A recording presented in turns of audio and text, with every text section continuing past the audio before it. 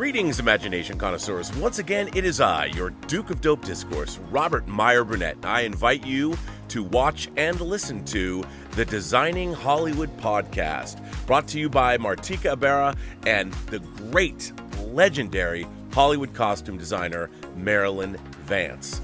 I am afforded the wonderful opportunity of co-hosting the show.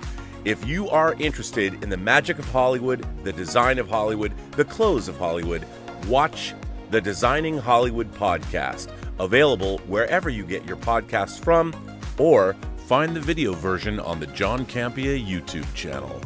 That's right, the Designing Hollywood podcast.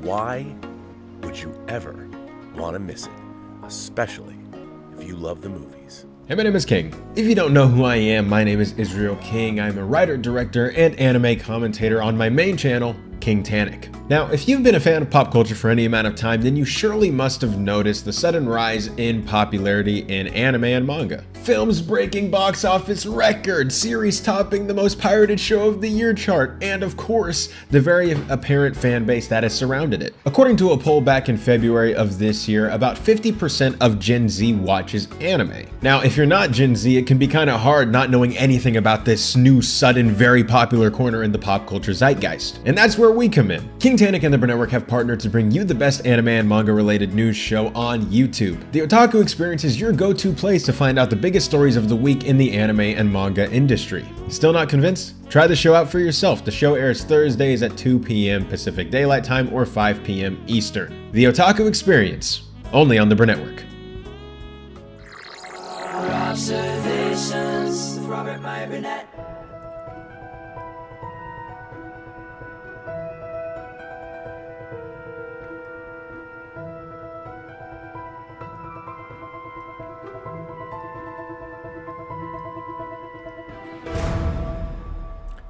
Well, greetings, imagination connoisseurs. Once again, it is I, your Duke of Dope Discourse, your master of fun and wonder, your viceroy of verisimilitude, your sommelier of sci-fi and cinema, your evangelist of the imagination, and of course, your existential Mr. Rogers. That's right, me, Robert Meyer Burnett, and I am, of course, Robcasting at you, right here from the Robservatory. You imagination connoisseurs, you members of this, the Post-Geek Singularity community. This is ROBSERVATIONS episode number 862. Can you believe it? 862, and I think 828 of them have been Star Trek rants. So welcome back.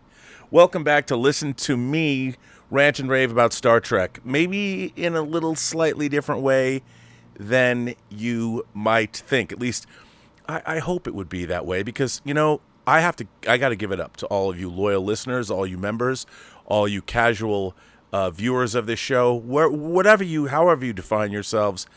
I got to thank you for putting up with my ongoing Star Trek.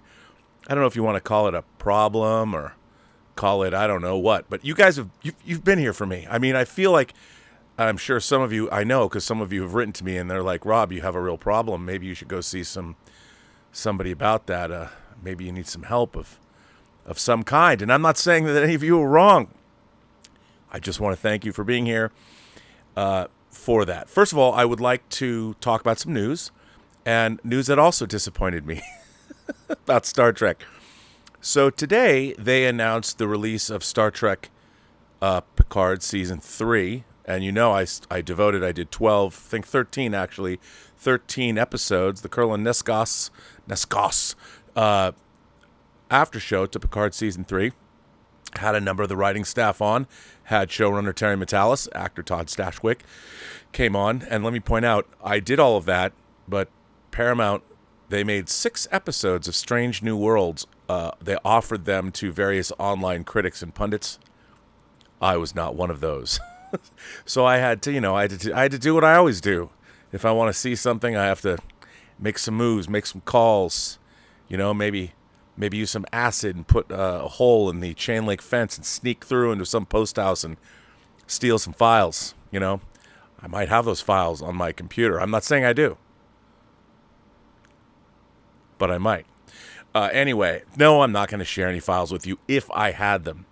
But so, yes, I've seen the first 6 episodes, and I have notes, as you might know. But before that, so they announced Star Trek Picard Season 3 coming out on, unfortunately, Blu-ray, not like Strange New Worlds that came out in 4K.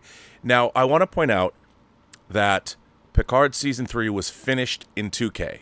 It was not finished in 4K. That would have been a lot more expensive, but the thing is they can still up-res it.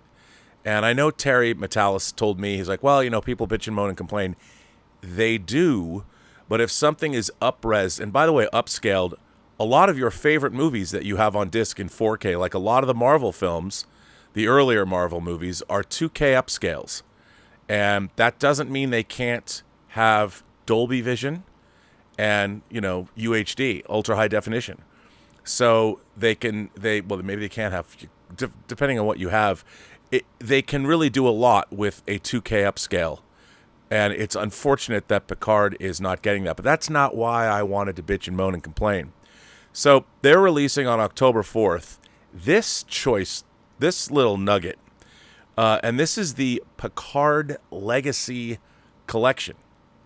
It is the definitive story of Jean-Luc Picard, except it's not. It has every episode of Next Generation. It has all of the Blu-ray work that I worked on, all of my special features that I worked on with Roger Lay Jr. and his company Urban Archipelago Films. It's got some swag. It's got some buttons. It's got lots of cool stuff. I mean, that's going to look good on anyone's shelf. And of course, I'll flat out say it. I'm going to buy it. I'm going to buy it because my work is in there. But it's not definitive. What is it missing? It's missing. What is it missing? Come on, say it with me now. It's missing Deep Space Nine. That's right. It's missing Emissary. The pilot for Deep Space Nine, Captain Picard, is in that episode. I know he's fleetingly in that episode, but it's a great scene. And it's a great scene because it's something you don't see much in Star Trek history. It shows Picard at odds with Benjamin Sisko. It's a great scene. Another thing that I'm going to bitch about this, and it's going to seem self-serving, but so when we did the 7 seasons of Star Trek The Next Generation, they decided to, in case people didn't want to buy a whole season because they were very expensive, the box set hadn't come out yet, they made 5 single discs of the two-parters. And they cut the two-parters into a movie presentation. So the episodes were cut together like Best of Both Worlds, which had never had this treatment because it was 2 separate episodes. They cut it into a movie. Redemption Parts 1 and 2, the end of the 4th season, beginning of the 5th season. They cut it into a movie. Unification 1 and 2 was cut into a movie. Chain of Command, There Are 4 Lights, was cut into a movie. And All Good Things was released in its original form, its original 90-minute version that was later split into 2 parts for syndication. So what they did was when they decided to not re-release but put these single discs out, Roger and I asked if we could create special features for these discs to make them more special. So we did more documentaries, and I was able to sit down and, for instance, interview Robert O'Reilly, who played Gowron for Redemption. We interviewed Elizabeth Dennehy, who obviously came back as Shelby in Picard Season 3. We interviewed her for the Best of Both Worlds. I was able to interview a lot of great Captain Jellicoe himself, Ronnie Cox. We sat down, did a delightful interview with him. There's deleted scenes. There's commentaries. The only place to get those was on those single discs. Now, they're not in the box set. And it's too bad. I mean, I understand their argument's going to be, but they weren't in the full season, the full series box set either. And the thing is, they exist as single disc. The masters, or whatever you want to call them, are single discs. They could have just added 5 more discs, and you would have got. What's frustrating is there's some deleted scenes that appear nowhere else. There's audio commentaries that appear nowhere else, and those versions, if you want to watch them, appear nowhere else. Also, there was a lost piece. I did a documentary on The Road Not Taken. They were going to try and do CG for all the effects for Next Generation, and it didn't work out. But we found tapes. People hadn't seen no one had seen these tapes before of all the tests. And I did a 15-minute documentary piece on that was only available as a standard def download from Best Buy. And once we saw that they were only making it standard def, the whole point was to sell HD versions of Star Trek. We said, no, we're not doing any more of those. So those are not in this Picard set, which is disappointing Because again, they could have made it really definitive. They could have made it very special, but they're just repackaging what they had on hand. And while it gives more people an opportunity to buy the documentaries I spent 3 years of my life working on, that's cool. But it would have been neat if it was even more definitive. But unfortunately, getting something like that from a studio, getting everything these days, was increasingly more difficult. But anyway, so Star Trek Strange New Worlds Season 2. To recap, before I launch into this, I think I need to once again define what it is about Star Trek and myself. So new viewers, new members, I have 10,000 more subscribers over the last 2 months, and I thank you all for being here. So I feel the need to once again define my experience with the franchise. I started watching Star Trek when I was 5 years old, back in the early 70s. The 79 episodes of the original series, there were 79. There's 80 if you include the Cage, but for those newcomers, the Cage, Star Trek had 2 pilots. And the Cage was a rejected pilot. That's where Captain Pike was introduced.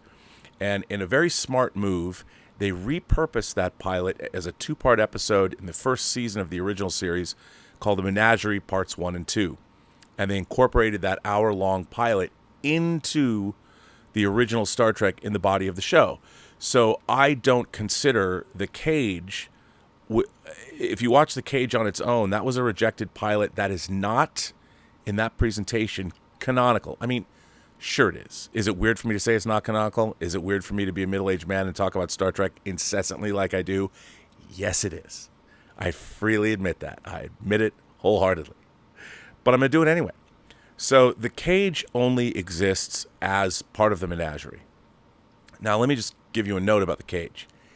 In the Cage, Leonard Nimoy, because Star Trek they had only made a pilot, there's a moment where they beam down to Talos 4, and the Star Trek planetary noise that you hear in the episodes whenever they beam down to a planet, kind of, it's almost like voices in the distance. In that episode, in the Cage, Mr. Spock finds these plants and puts his hands on the plants, and it stops the sound, and he smiles. The makers of New Trek, starting with Discovery when they introduced Ethan Peck Spock, have keyed in on that moment because he smiled as this indication that Spock had a lot to learn when he was on the Enterprise under Pike. You know, that he wasn't fully formed, that he was, dare I say it, immature. And one of the things that I cannot stand about how Spock is portrayed, and this is not Ethan Peck's fault. I think, first of all, let me just say off the bat, I really do like the cast of Strange New Worlds. Beginning with Anson Mount, I think the cast is uniformly excellent. And the addition of Carol Kane and her character, very interesting. I like where they take her. She pops up a number of times in the first 6 episodes. I think the cast is uniformly excellent. I think that where this show, where all of modern Star Trek has fallen down, is in the really substandard, infantilized teenage writing that we get. Star Trek Strange New Worlds should be one of the most sophisticated science fiction shows that has ever been on television. And I feel like it's YA Star Trek. And that perception is not necessarily without merit, considering, and this, you know what people are going to say, they're actually going in and ripping off the Marvel Comics Early Voyages comic book series that Marvel put out in the mid to late 90s. It didn't run very long, but it was actually really good. And like people would say, well, Rob, you must really love the fact that they're delving into the comics. Well, it would be nice if they actually gave accreditation to where they're getting their stories from. And this is another thing that really irks me about New Trek, that I don't know how they get away with it. I really don't. I mean, I do. So obviously now there is hundreds and hundreds and hundreds of Star Trek comics. There's hundreds of Star Trek episodes. There's hundreds of Star Trek novels. Now, what has been happening with new Star Trek is that the writers of the show have been delving into they've been delving into the novels, they've been delving into the comics for story ideas. And like in the case of, in season 2, Una, Rebecca Romaine's character, her backstory, that she's an Illyrian, has been lifted from Dorothy Fontana's novel Vulcan's Glory. This was the only novel that Dorothy Fontana, by the way, Dorothy Fontana worked on the original series. She pretty much defined the Vulcans. And she was a trailblazer in terms of women on television in the 60s. She started out as a secretary and worked her way up and became a writer on the show, one of the most important writers in Star Trek history. Now, she wrote this novel, and of course, CBS does own it. But when writers, if it had been a TV episode, and if she had taken this character of number one and gave her a bunch of backstory and fleshed her out, there is an argument to be made, especially if it was done in Strange New Worlds. By carrying all those traits through, she might have got some kind of some kind of writing credit on other episodes, because they've leaned heavily into character. All her character traits were taken from Dorothy Fontana's novel, for the most part. And the whole thing about her being genetically engineered and all of that, and now they're using it as an ongoing story thread, and Dorothy Fontana is not credited. I have a real problem with this. Whether legally or whether contractually they are obligated to do so, if you're making a show and you're comfortable with what you're doing, you credit writers that you're drawing from. Even the Marvel movies give a special thanks to all of the writers and artists that had a hand in shaping the material they drew from when they made the movies. And I think that when it comes to Star Trek, because so many other people with these new shows, and I'll get to that in a minute, but these new shows are so reliant on what came before.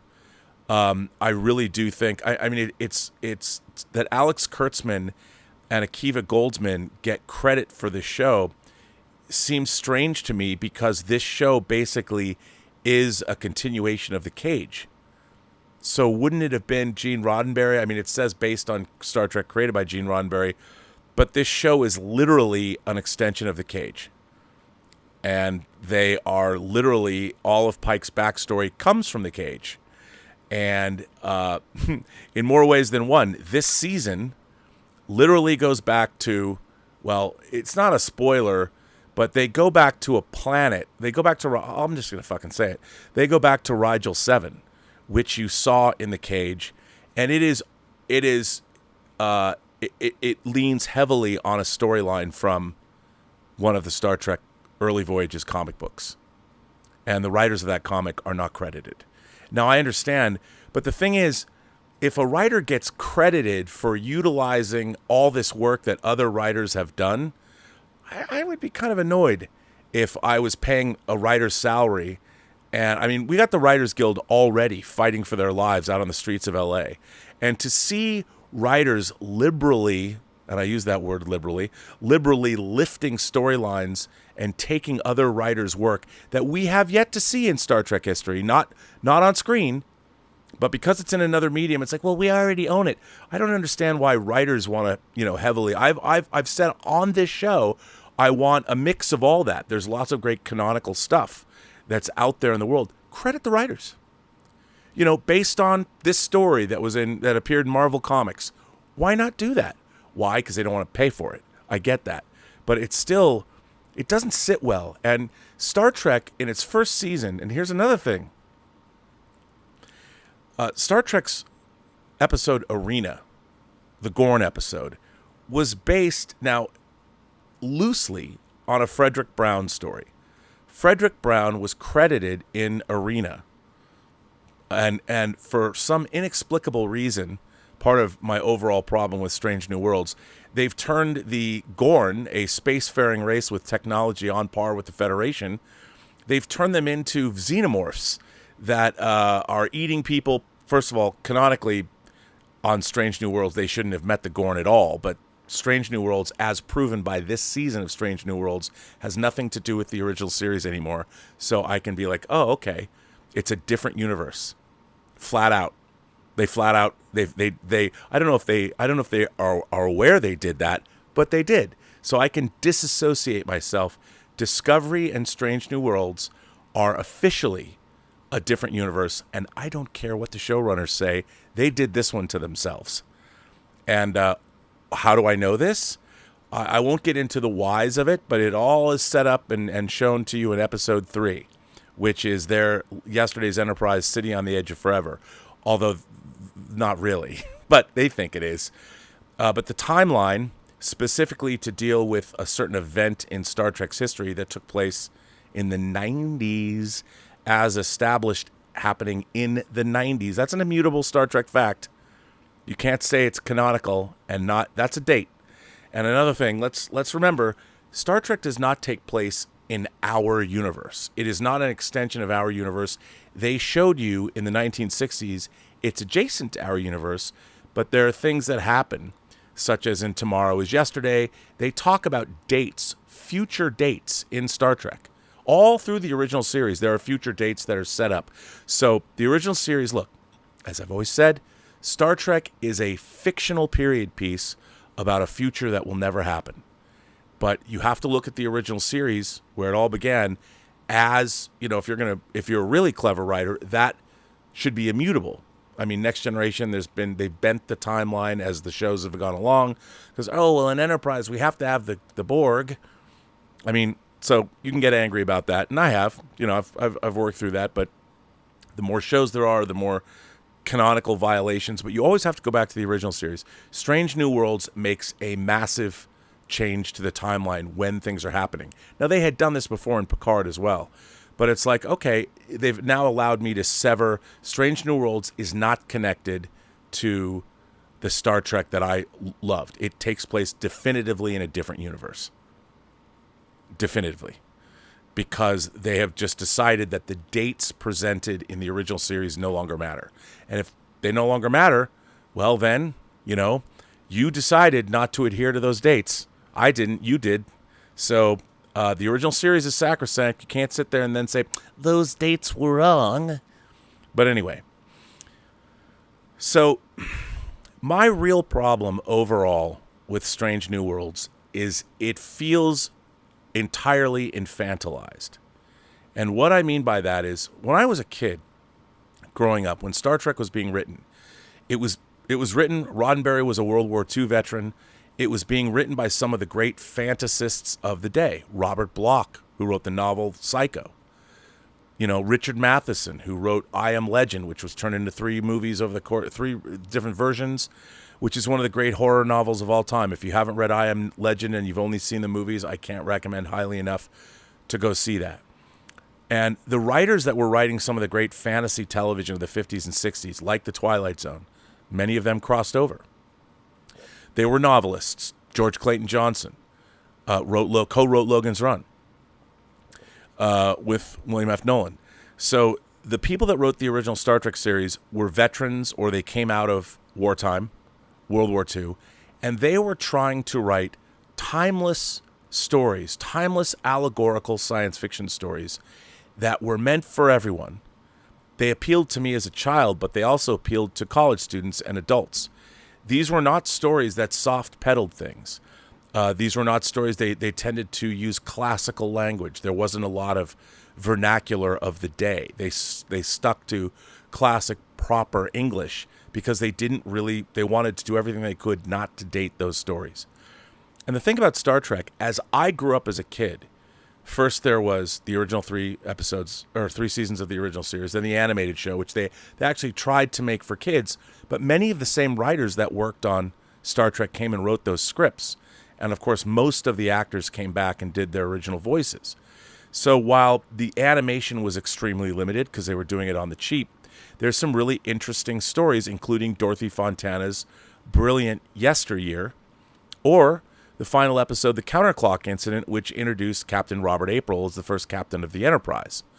So that was interesting. Then in 1979, when I was moving into junior high school, Star Trek the Motion Picture came out. As I was in college and left college and became a young adult, there was Next Generation. Deep Space Nine in my mid-20s coming out. Voyager, which was a copy of a copy of a copy, but it's aged better than I thought.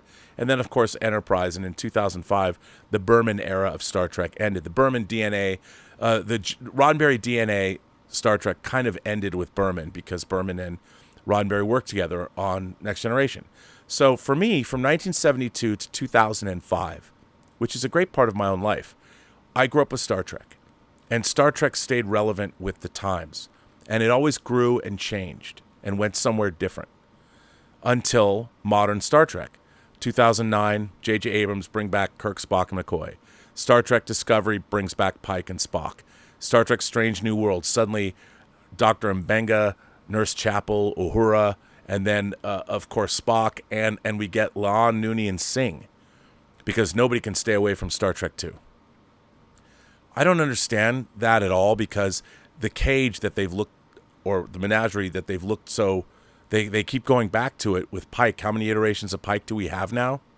How many iterations of Kirk and Spock do we have now? But they keep going back to the cage, and yet Dr. Boyce, who's a crotchety old white dude, he was the doctor, nowhere to be found. Yeoman Colt, where is she? Nowhere to be found. Because obviously they've had to make the show palatable for modern audiences. And in my mind, because they've leaned so heavily on characters from the original series, they kind of have reduced their ability to tell original stories, because they're kind of saddled with the characters from the original series, and they've changed them. But the thing that I really hate the most about Strange New Worlds is the infantilization of Spock. They've basically turned Spock into a teenager / college student, where almost everyone is smarter than he is. And, something incredibly egregious in my mind to do to a fictional character is in this episode. I know you all are going to think I'm crazy when I talk this way, but Dr. Mbenga, and I like the actor that plays Mbenga, I think that he's a good actor. But in this episode, the first episode of the season, second season, he gives Spock his Vulcan harp and tells him to start playing it. Why is it that at any instance they have to have Spock, oh, here's the first time you've ever done this? Why is it like here's what I do not understand. In this season, you see Pike teaching Spock to cook. Why? Why would Spock? I mean, here's the thing. Here's what it drives me crazy. Why is it that I think that this is the state of the writing? Now, I want to say who the gentlemen that wrote this episode are Henry Alonzo Myers and Akiva Goldsman, the two people that are mostly responsible. They're the showrunners, and they really run Star Trek Strange New Worlds. It's their show. And so when you see this first episode, you're getting what the showrunners, you're getting their opinion of what Star Trek is supposed to be in its purest form. And in its purest form is to just steal random plot points from Star Trek's history. I mean, you have to make the idea of having a character based on Khan, Nooney, and Singh is clear. It's Akiva Goldsman doing what Akiva Goldsman does, which is make wrong choices and, frankly, dumb decisions all the time. I mean, look, there's and to be fair, I would say that one of my favorite books is Mark Halperin's book, A Winter's Tale. Akiva Goldsman wrote and directed that film. I can't remember a worse adaptation of a novel. I walked out of the theater seething. Not many people went to the theater, but I walked out seething with anger. And most of Akiva Goldsman's successes have been adapting other people's work. And in this case, he adapts all of Star Trek history, mixes and matches. So it's not surprising that we're seeing what we get from him. But the idea that they have to infantilize Spock is always... Look, we've seen it in the trailer, if you haven't seen the episode yet, when Spock is asked, like, for whatever reason, Jean-Luc Picard's engage and make it so. Now, according to New Trek, everybody has to have their thing. Let's fly. Hit it. Which is so... That's, of course, that catchphrasey, dumb, infantilized, young adult bullshit. That said, if we're going to do that, here's the thing about what Spock would do. Spock is the coolest motherfucker in the galaxy because he's not fully formed. Spock has to be better than humans and better than Vulcans. Spock isn't just a Vulcan. He's the best Vulcan. He had to be the best Vulcan. And the thing is, at least they acknowledge this. Vulcans have emotions. They have learned to control them. And, there's this idea that there's some kind of physiological difference that allows Vulcans to control their emotions, because they keep falling back to that. If you remember in the original series, Spock had to be affected by something, either Ponfar, the spores that were on Elias Sandoval's colony, or the effects of what happened in the Naked Now.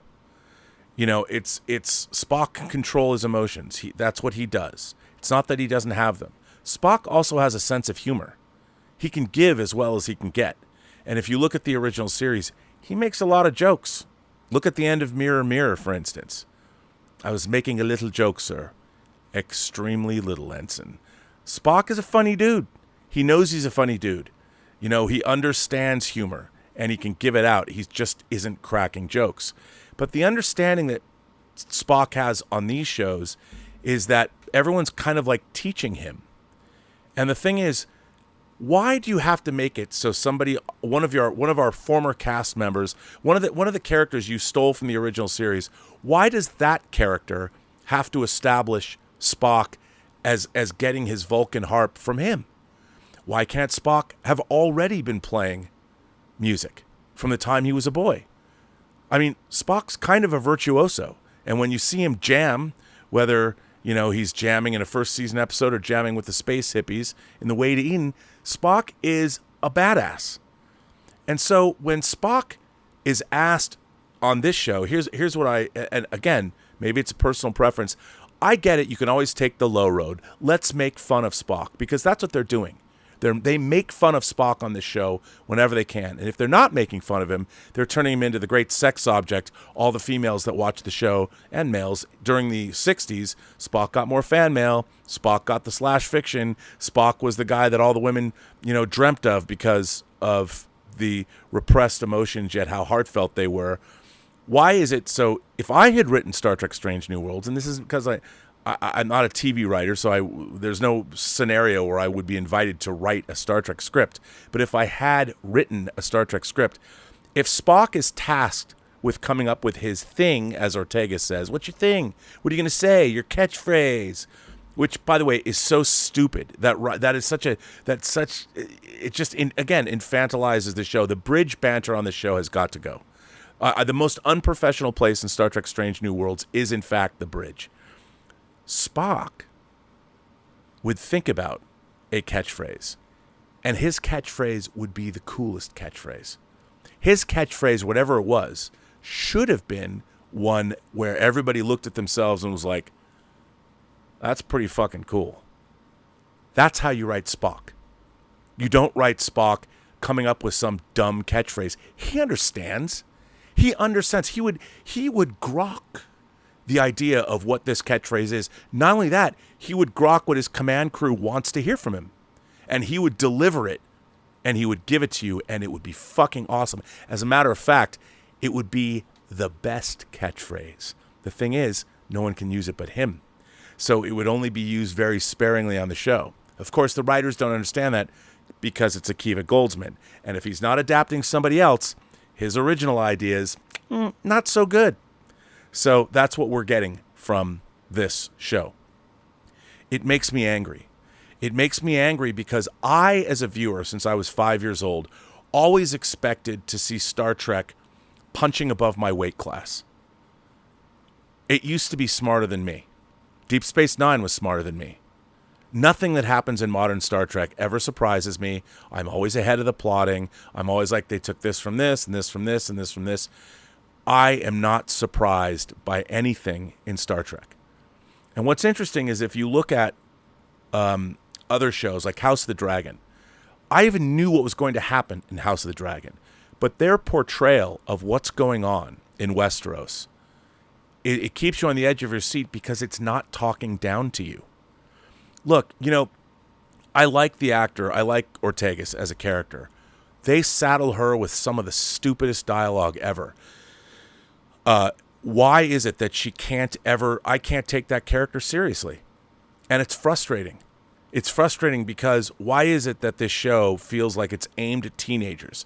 It feels like it's, well, Akiva Goldsman basically is a teenager. He's still stuck away in high school somewhere wishing he could date the prom queen, which he never could, which is why he writes the way he writes. And it's frustrating to watch. And and I'll tell you something else. You will see the budding romance between Spock and Chapel develop. You will see Spock meet his in-laws and have a wacky engagement party. Wahaha! That's what we want. You have 10 episodes of Star Trek, and that's what you want to do? In a gimmicky, fun, family-filled, mirth-filled episode of wackiness. You have 10 episodes of Star Trek. Why isn't Star Trek on the cutting edge of science fiction? Why are we watching in every episode a regurgitated Star Trek idea from somewhere else? I mean, what's really interesting is, and do this as a thought experiment, before you get to Star Trek Strange New Worlds Episode 5, watch Amok Time and Journey to Babel. Those are both from the second season of the original series. As a matter of fact, as a thought exercise, watch Amok Time and then watch Journey to Babel. Then watch Episode 5 of Star Trek Strange New Worlds. And I know a lot of people aren't going to be able to get past the effects and the look of the planets and the tone of it all. But I would say, listen to the tone, listen to the dialogue. Listen to how Spock, Sarek, and his mother Amanda, I will say this. The 5th episode of Strange New Worlds, the 2nd episode and the 5th were my favorites. And I do think, and I'll get to what I liked about them, but I did think they brought back, was it Mia Kirshner? Is it Mia Kirshner? As Spock's mother. The relationship that Spock and his mother had was terrific. That's what I'd like to see more of. Do I need to do I have to keep seeing T'Pring and Amanda and everybody come back? No, I'd rather see allegorical science fiction adventure. But since Strange New Worlds is a show that's only about Star Trek, I keep waiting for them to tell me a story that isn't steeped in other Star Trek lore or Star Trek shows or something. Give me something that I haven't seen before. It's all a crutch. I think that they should forget any ties to Star Trek of the past, future, whatever. Tell me an original allegorical science fiction tale. I mean, I know their crossover with Lower Decks is something that, oh boy, we're looking so forward to that. It's a second time travel story in 10 episodes, and it's a gimmick. Why not give me some meat and potato Star Trek episodes? You know, like something like Next Generation's Man of the People, or a first season original series episode like Taste of Armageddon.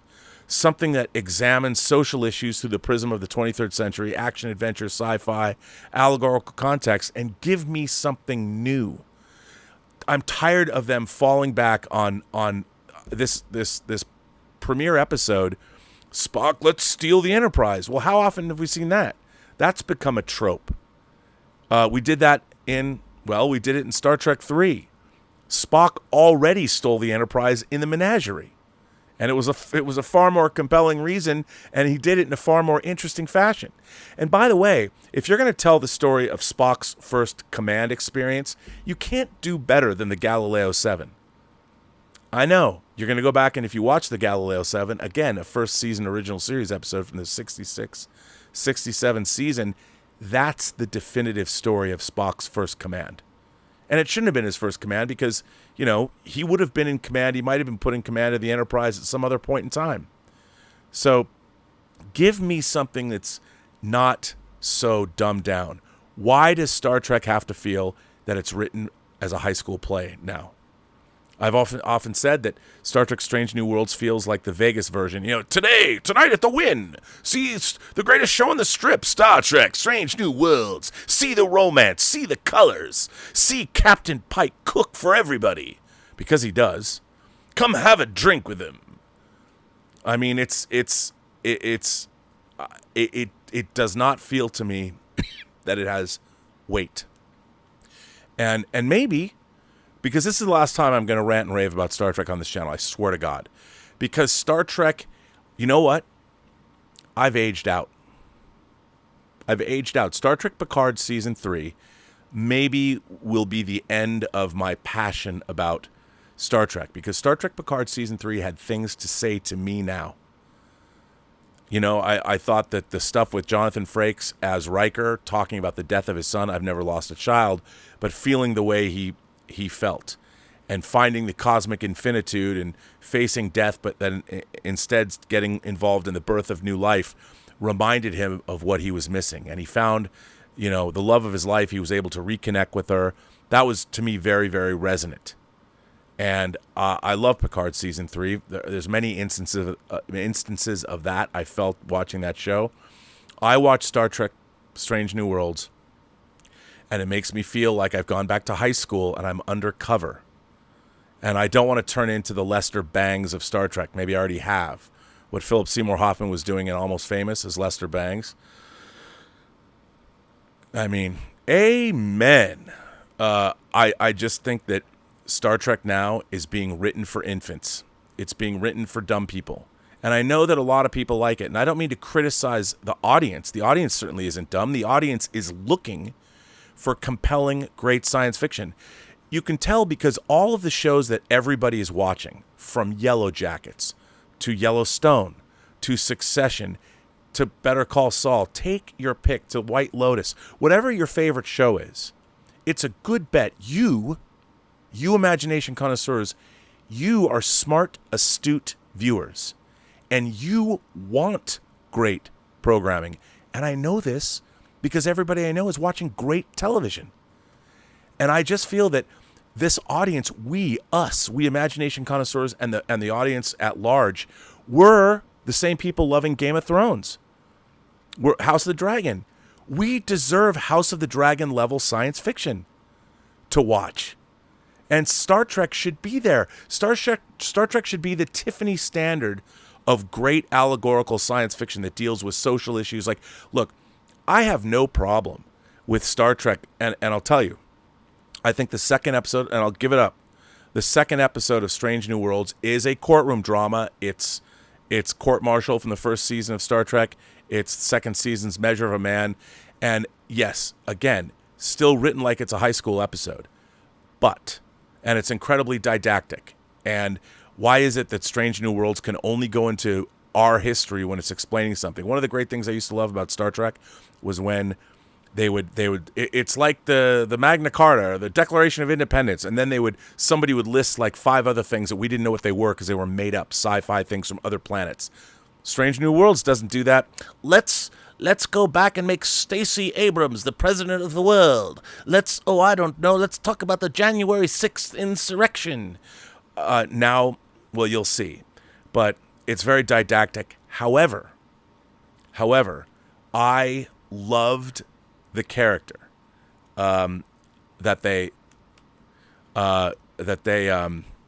it's played by the actress, and I always get her name wrong. I'm going to say it.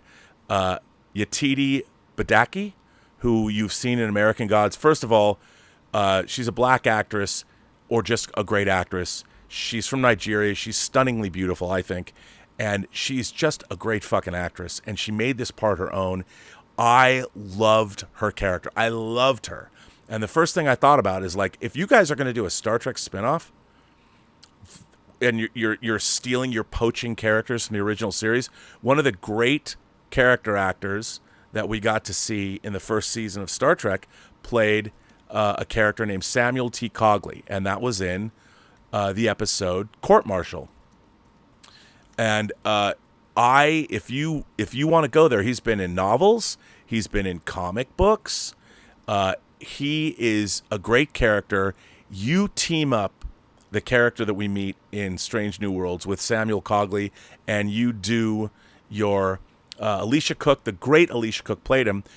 You could do a Star Trek legal spin-off show that would be amazing. And the second episode of Strange New Worlds, Ed Astra, I forget the name of the whole name, and when you see it, I loved it. I thought it was probably my favorite single episode of New Trek, of all of New Trek. It was not that it didn't have a lot of problems, and not that it was written for a high school honors course, this episode.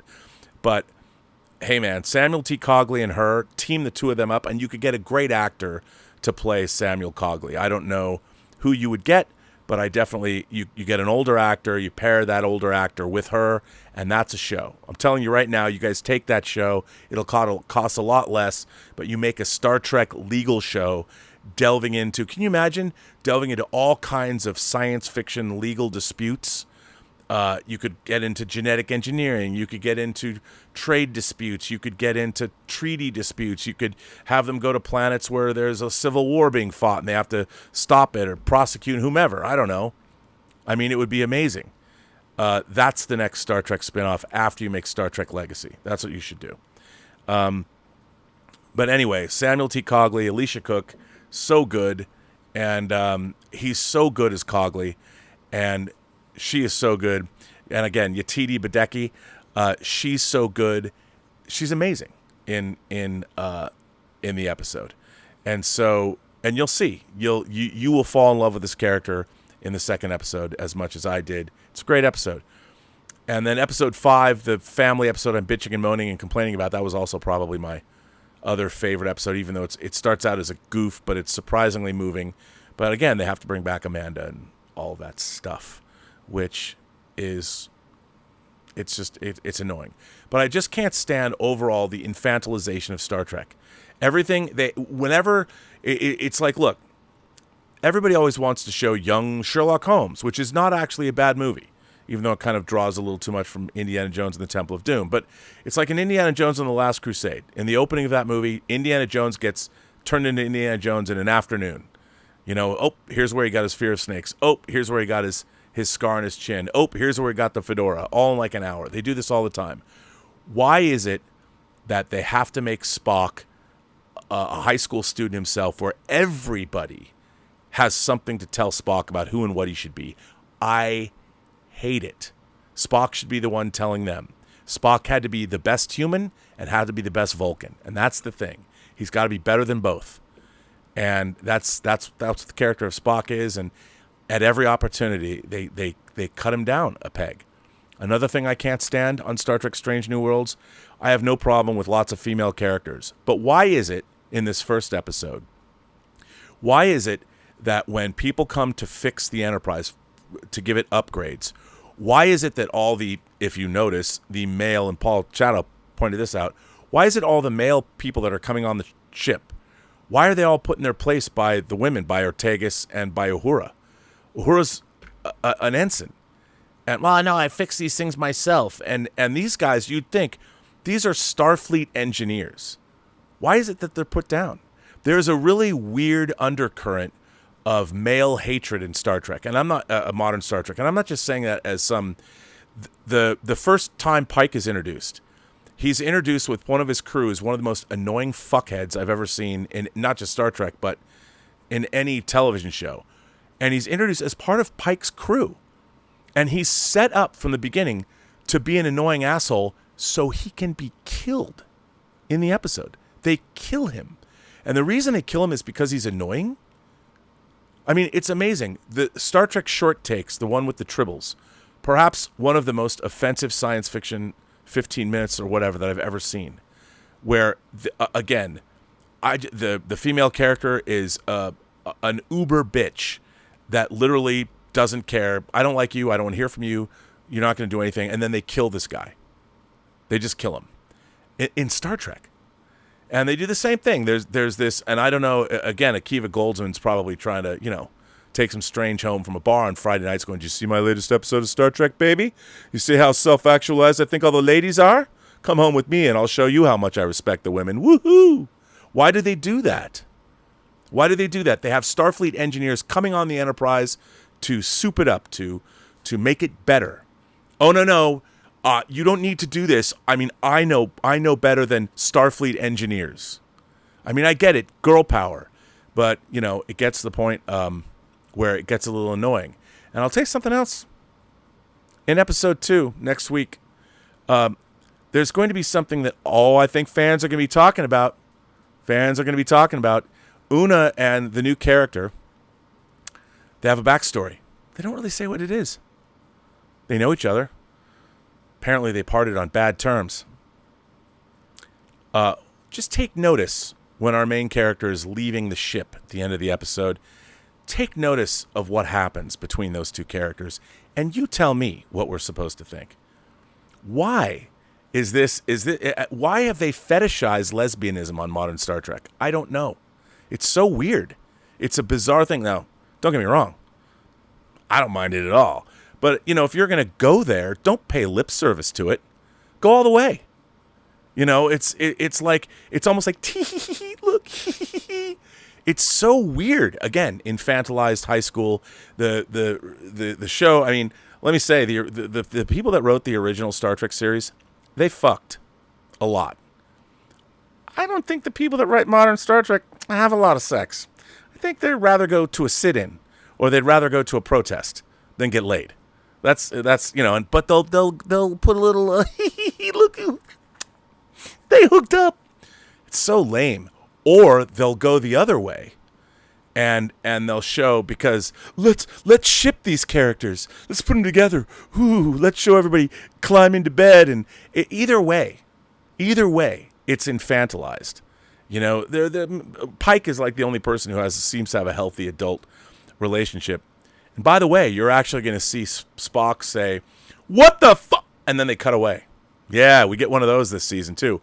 Like, how many times have we seen that in I don't know, take your pick. What the? Now we get to see Spock do it. Awesome. You guys are great writers. I've never seen something like that before, but when Spock does it, wow, hoo-hoo, there's going to be so many memes. I can't wait. I don't know, man. It's sad for me to realize that this franchise that I've loved my whole life has nothing more to say to me as an adult. I wish it did. I wish that this would have been something. I thought that with Picard Season 3, which it did have things to say to me. It was really interesting. It's really interesting to see and to know that maybe my time with Star Trek has come to an end. It was a great run. Half a century, man. All good. I can't complain. What I can complain about, though, is the overall dumbing down of our society. Star Trek used to represent intellectual integrity and intellectual conversation or exploration. Intellectual exploration certainly reminded me, or meant that to me when I was a child and growing up. Star Trek always gave me something to ponder and consider. Not anymore. It's only about itself. It's all a reflection back. Star Trek Strange New Worlds wants to rewrite the original series. The problem is the people writing it aren't nearly as smart as the people who wrote the original series 57 years ago. I wish they were. I really do. Certainly the writing staff of Star Trek Picard is. Go back and watch their 4 seasons of 12 Monkeys. It's all right there. But Star Trek Strange New Worlds is comfort food. It's fast food Star Trek. It's drive-through fast food Star Trek. It really is. You can quote me on that. Star Trek Strange New Worlds. Drive-through fast food Star Trek. And if you want to talk about, say, someone like Leo Getz, he'd tell you, and when you get Star Trek fast food drive-through Star Trek, they'll fuck you at the drive-through. They know you're going to be millions of miles away before you know you got fucked. It's true. It's a bummer. And I don't like it. And it makes me angry. I wish it was better. There's going to be a lot of people, I love it. I understand, because everybody, look, I see myself in it. I'm reflected back, because everybody wants to see themselves in everything, because we live in a narcissistic, navel-gazing culture. I liked a Star Trek where I met people I didn't know, people I aspired to be, not people that I recognize myself in them. And I don't understand what that obsession with people today is. Well, I want to see myself. I need to feel that I'm identified in the shows that I watch. I never wanted to watch shows or movies where I'm in them. I wanted to meet people I didn't know, people from different cultures, people who felt differently than I did, people who lived differently than I did, people who fucked differently than I did. I wanted to see that on screen. That's what I wanted to see. Strange New Worlds. Where are they? Where are the Strange New Worlds? I mean, I got to tell you, in this episode, in episode 5, there is an alien race. Look at how they're portrayed. Come on, man. Really?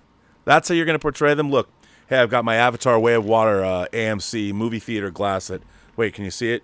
It lights up. Look, it illuminates if you wanted to. Avatar 1 and 2 coming out in 4K next week. I don't know what that means. But anyway, that's kind of what I wanted to say about Star Trek Strange New Worlds. I wish it was smarter. I wish it was written for adults. I wish that it has a great cast, and I wish it would give them something to do and give them better lines. And, I'll tell you something. I will say this. I'm looking for, even though Lan, I love her. I love Christina Chong. Is there Christina Chong? Chong? She is amazing. I love that character. Lan, she's great. And she's gotten a lot better this season. And I think she's a terrific actress. But my God, why do they have to make her Khan Noonien Singh's great descendant? And I mean, how far away from controlled Gen X do you have to be? I'm sorry, but you can't have an entire arc with one of your main characters who I didn't tell anybody I was genetically engineered, with a character who is the progeny, whose grandfather, great grandfather was the most famous genetically engineered Superman of all, who tried to take over the world. The very reason that there are rules in the Federation against genetic engineering is because of La'an's grandfather. So how is she in Starfleet? Paul Chatto asked me to answer this question, and because Akiva Goldsman probably didn't think of it, because he's like, what if it was Khan's great-great-granddaughter? I don't know, Akiva, because that makes no fucking sense. Why would Khan even leave anyone on Earth? Him and his 96 Supermen lit off in the DY-100 class Botany Bay. They're gone. He didn't leave any descendants, and if he did, you think they'd leave him alive? Come on, man. No, they wouldn't have. Frustrating. It's frustrating. Could be good. Now, I do have an article I want to read about Star Trek Strange New Worlds. It was actually in Esquire. And, well, no, I've been ranting and raving enough. I would rather read some of your letters. Some of your letters, because your letters... Well, first of all, before I jump into letters, let's see if you've got any comments, any tips or super chats, what people want to say. Scott Bartholomew, who's been a member of the channel for 2 months, says, I thought Strange New Worlds Episode 1 was weak. The storyline sucked and the acting sucked. I've been forever spoiled by Picard Season 3 and Terry Metalis. Scott, I have to say I do like the actors. I think the actors do the best they can with the horrible words that they're given to say. But I thought, let's steal the Enterprise, because we haven't... Here's the thing, Star Trek writers. If you've seen something done in Star Trek before, don't do it. Don't do it. All we get is variations on themes that we've seen in Star Trek before. That's all Strange New Worlds is. It's like watching a greatest hits mixtape show. Well, let's do this. And you can just go, oh, they did that in Star Trek. Here's what if you're gonna write Star Trek, and then you might throw at me. Well, Rob, isn't that what Star Trek Picard Season 3 did? Isn't it? It just did the same. The difference is, it incorporated how our main characters had aged and grown, and where they were. Star Trek Picard Season 3 was an examination about where do heroes go when they age and become parents and have other responsibilities other than being on a starship. How does that affect them? And also, let's face it, having two enemies come back, it's always classic having two wronged ladies, two bad bitches who were both treated horribly by the Federation, teaming up to wreak havoc. I like that. We hadn't seen that before. Not quite like that. So I thought that was interesting. Anyway, Tom Jr. Jackson says, I saw The Flash and I loved it. And wherever John Schnepp is, he's smiling proudly, I'll bet. Can't wait to talk with you about it at some point. Oh, I'm sure we're going to talk about it tonight on Midnight Musings. Science Lady. I love Science Lady. Science Lady says, I'm watching Sunday Bloody Sunday tomorrow. Is that Paul Greengrass movie? Oh, the Glenda Jackson movie. Yeah, that's a great movie. For those of you who don't know, Glenda Jackson, who was a tremendous actress who later went into politics, British actress, she passed away. She had a great long life, though. Glenda Jackson will be missed. I saw it when I was older. I'm looking forward to watching her last movie with Michael Caine. It's true. You know, another great Glenda Jackson performance, I want to go watch it, is Hopscotch. She was great with Walter Matthau. Hopscotch, I love that. I have that on Blu-ray. Science Lady also says, I also highly recommend Elizabeth is Missing, which is about dementia. If you have not watched it, she won a BAFTA only recently, and her acting was excellent. I haven't. As a matter of fact, I didn't know about that movie until I recently, I heard about it, I think, reading something about her after her death. So I want to see that. Scott Bartholomew goes on to say that Strange New Worlds is a trial balloon for Starfleet Academy. No, I think Strange New Worlds is the pilot for Starfleet Academy, because the way people talk to each other is exactly the way they talk on the show. And I have to tell you, I swear to God that Akiva Goldsman probably sent out a memo that the way that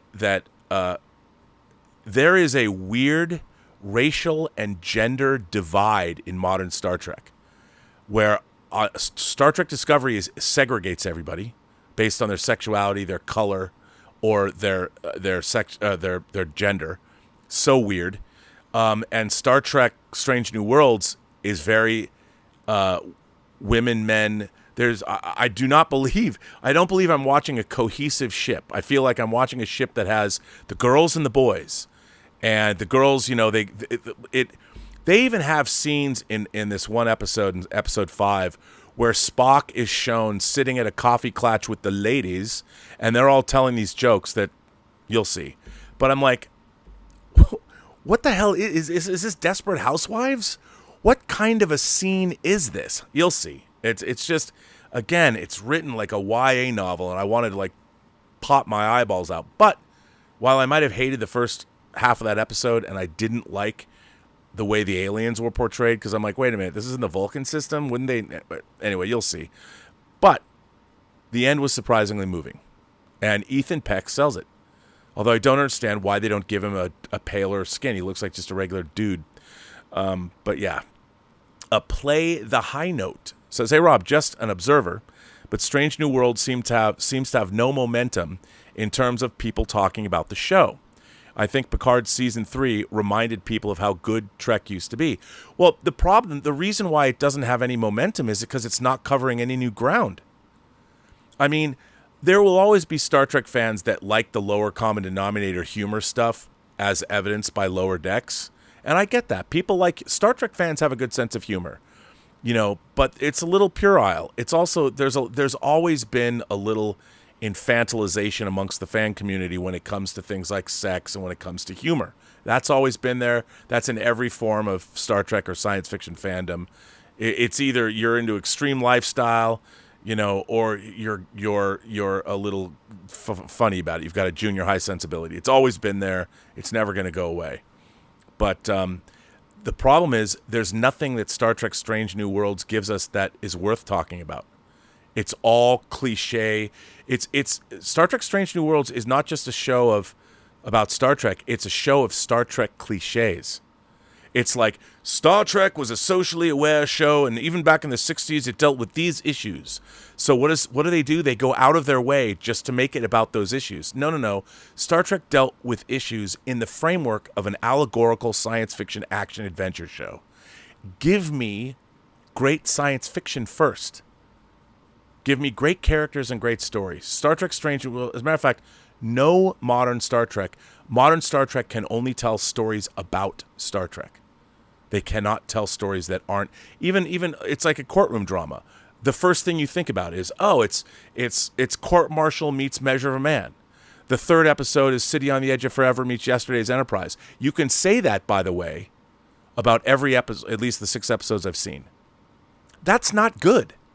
What you want is a groundbreaking episode that when you see it, you can't forget it, because you are so engaged by the moral and ethical dilemmas that the characters faced and where they went and how they handled them.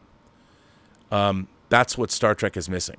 because the people that are writing it don't have original ideas enough.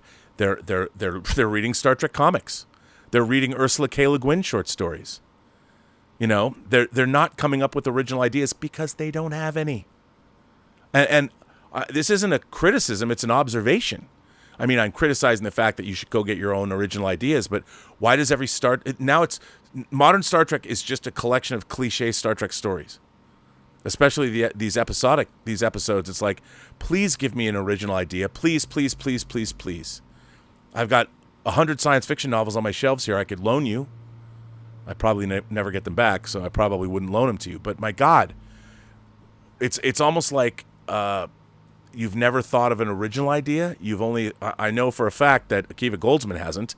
Akiva Goldsman hasn't given us one. And if you do, it's about some kid who crashed on a planet and his DNA gets mixed up with dilithium and he screams loud and all the dilithium in the universe blows up. I'll grant you that was original. Even though it was really based on somebody watching Mad Max and going, oh, let's do a fuel crisis. What if we ran out of oil and gas? Like in The Road Warrior.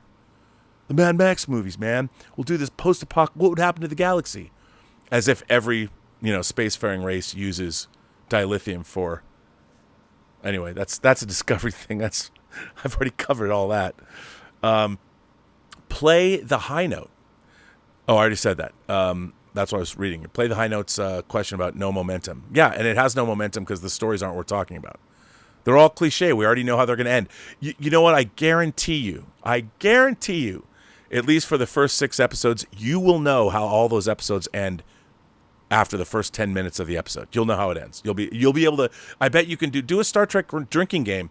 Watch the first 10 minutes of these upcoming Star Trek episodes, and everybody write down what they think the plot points are in that episode and put them in a hat, and see who's right at the end. Modern Star Trek is Star Trek bingo.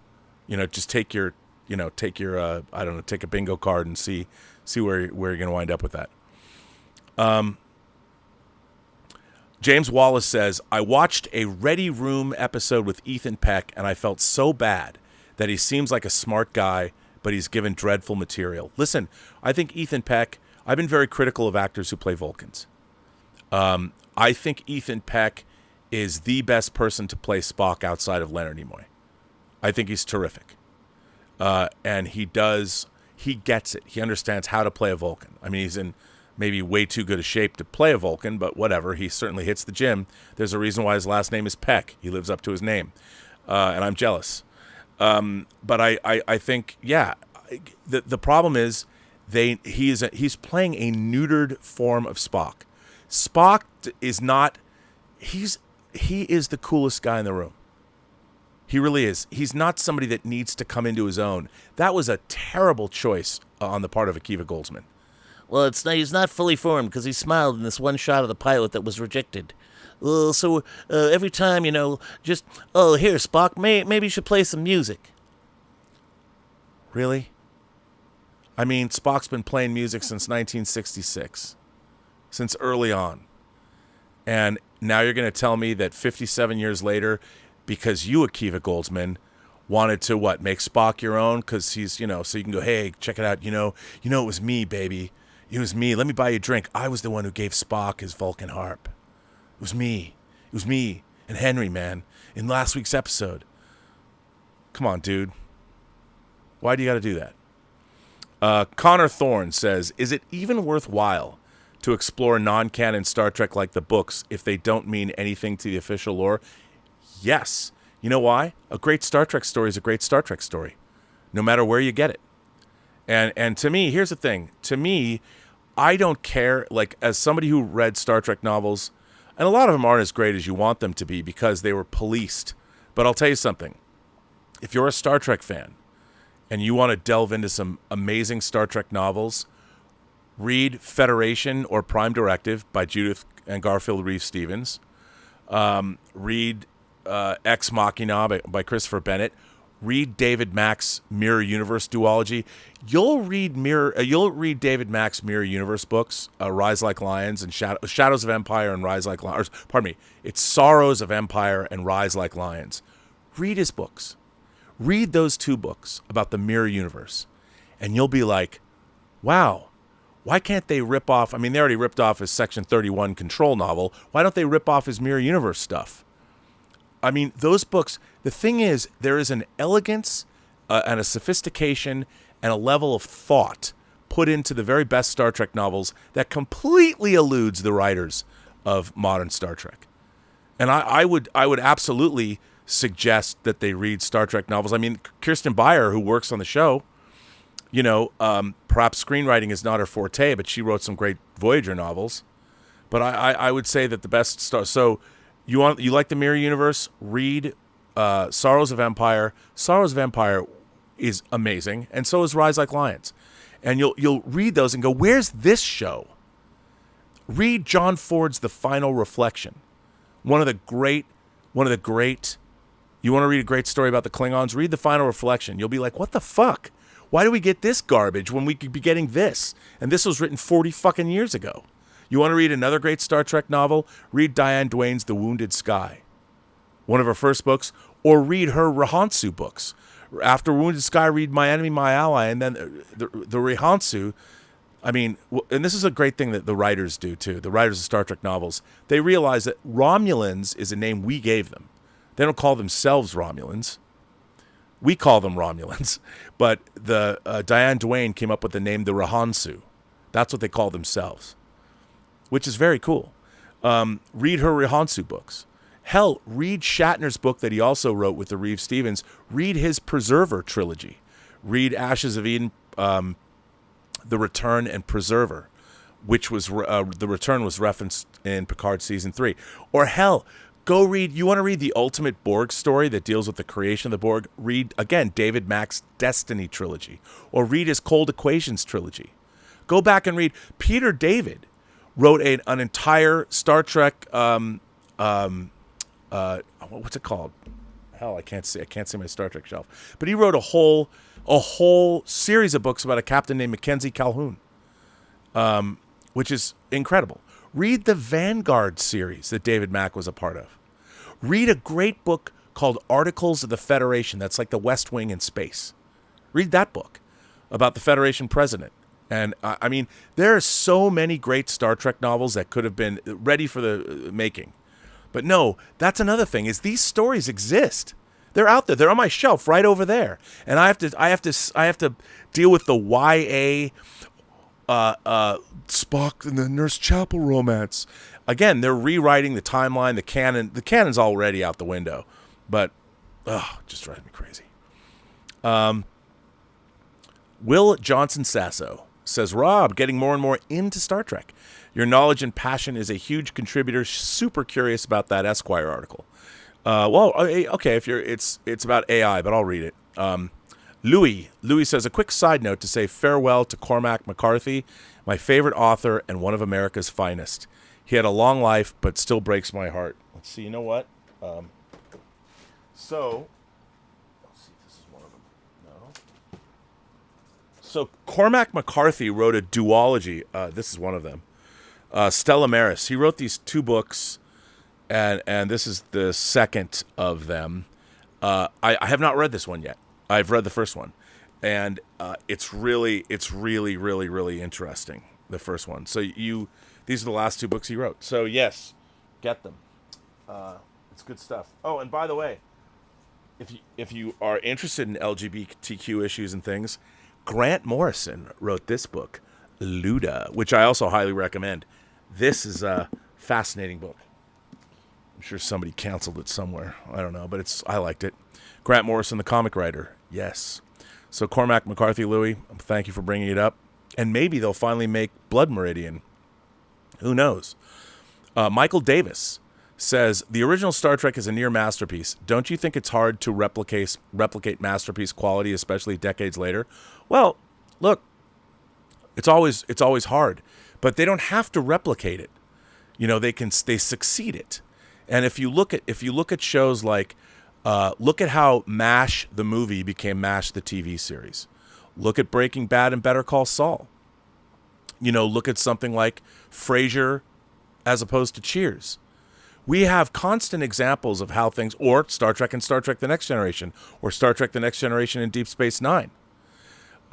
My problem with Strange New Worlds is it's only really about Star Trek, and they're trying to rewrite the original series, and they're writing characters and situations I don't believe like a character like Ortegas would ever talk to her captain the way that she does. That is a pure affectation of bad television writing. And I know, I love the actress that plays her. She's great, but she's given nothing to do, and she's given worse dialogue. And I think it undercuts the believability, and give me a great story. Give me a great story. Give me a great science fiction story ripped out of the headlines, not in the way that, say, Law and Order SVU would do it, but take something and extrapolate on. The interesting thing about genetic engineering. Here's the funny thing about genetic engineering that you'll see, and they keep going into this. They keep using it, and you'll see it's a very heavy-handed parable for take your pick. It could either be racism or LGBTQ issues or whatever. Take your pick. But what's really interesting, what they don't delve into, is what genetic engineering can do. Like if I had written that episode, I would have said that the Federation is wrong for not allowing genetic engineering, because genetic engineering is what's supposed to happen to us. We're supposed to better ourselves through genetic engineering. That's what our technology is for. We have this great technology to travel through space at faster than light speeds. Now, if we have the ability to control our genetics, you can't just say that genetics are bad because of what happened 300 years ago on Earth during the genetics wars or the eugenics wars. We can't do... No, in 300 years, like, genetic engineering is bad. What they should have done is come out and said, no. We can actually improve the species. We can improve lifespan. We can improve quality of life. We can make human beings better. And you're denying the ability of us being able to do that. Nope, they had to take the easy way out, take the high school way out. When you're in high school, I'm going to write something really profound about racism and sexism and all this and all, people that can't live their true selves. I'm going to write that because that's the obvious way to go. That's the uncreative way to go. It would have been much more creative to come out for genetic engineering. But they won't do that. It's still ultimately, the show is not as smart as it could have been. And that's where it would have reached masterpiece level. If it came out and made an argument that's really provocative, that bioengineering, which is coming at us right now, how are we going to deal with it, could have been something really good and promoted it and come out on the other side. Instead, they turned it into a parable that I want to be my true self. Let me be who I want to be. Let me be who I am. But they don't. Science Lady comes back to us. I like Science Lady. Upset about Star Trek, it influenced my love of science. Great sci-fi influences people. Great sci-fi influences people to study it. Due to the X-Files, universities were oversubscribed of people wanting to study forensic biology in my year. You're absolutely right. I mean, the X-Files was a really compelling show. Star Trek Strange New Worlds, like I said, it's drive-through fast food sci-fi. It's drive-through fast food Star Trek. And, you're right now, it's not even honors level high school English yet, which is too bad. Louis says, I'm of the opinion that Blood Meridian is literally unfilmable, but anyone who wants something close should see John Hillcoat's film, The Proposition. Ooh, I like The Proposition. Written by Nick Cave, right? That Proposition?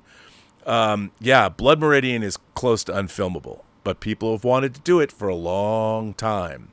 So, and that's kind of, No Country for Old Men was originally written, Cormac McCarthy wrote that as a screenplay, and then no one wanted to make it, and he turned it into a novel, and the Coen brothers made it. For those of you who want to read an incredible novel, and it is an incredible novel, although not for the faint at heart, Blood Meridian. Read Cormac McCarthy's Blood Meridian. I guarantee you'll have a good time. I think. Sylvain Saint Laurent sent in a $75 tip and said, "Have a great summer." Wait, Sylvain, does that mean you're going away for the summer? I'll still be here, but thank you very much for that. You are too kind, sir.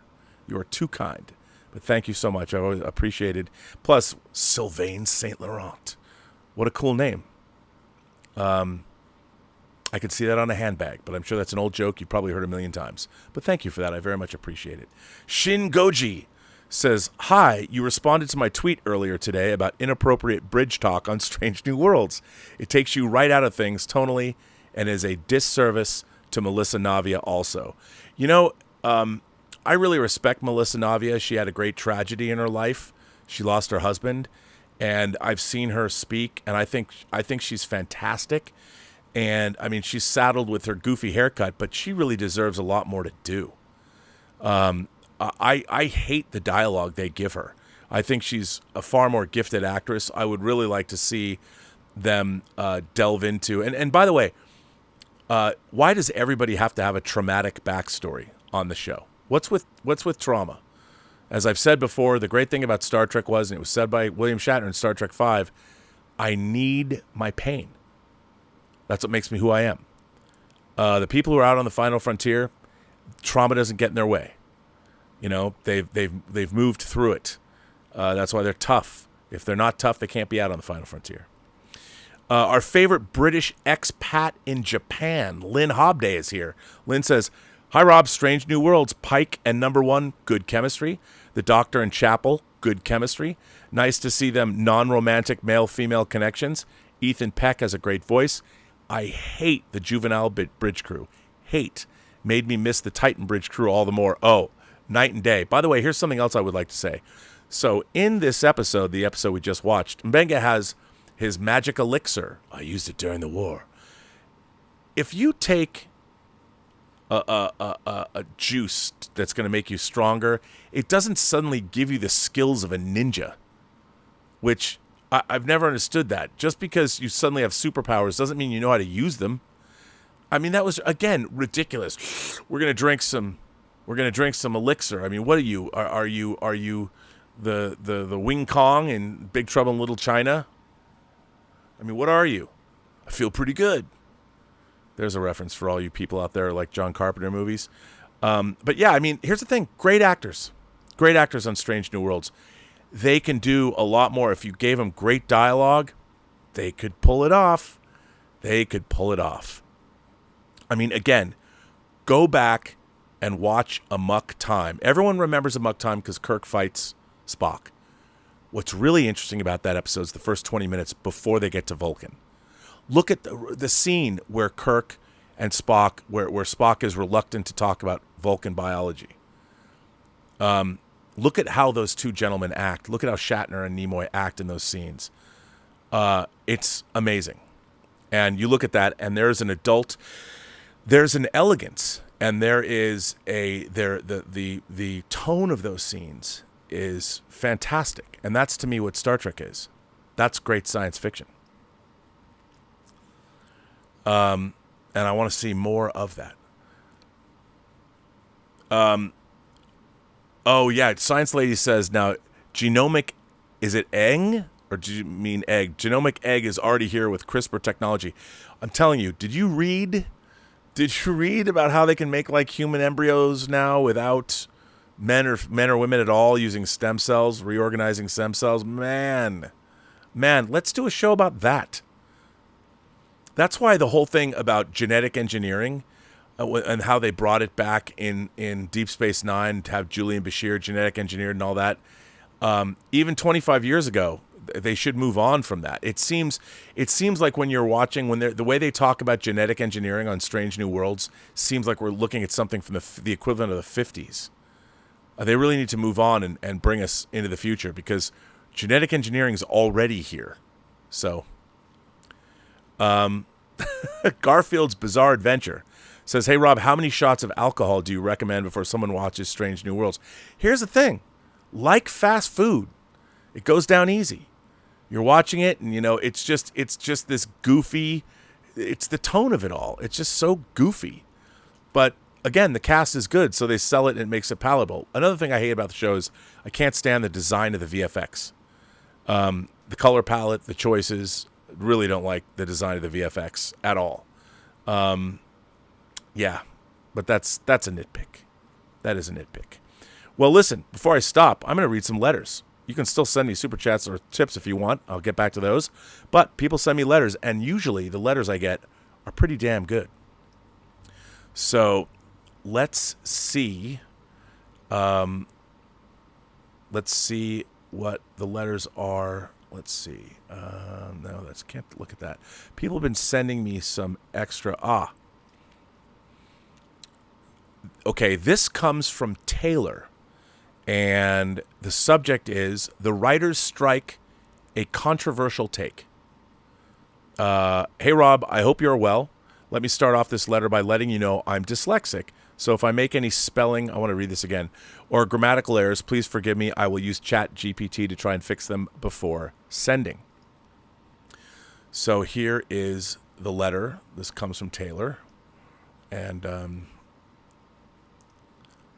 getting it. He has it on a Google Doc. It's a separate Google Doc, so I'm logging into the Google Doc, and I don't know why it's not letting me in.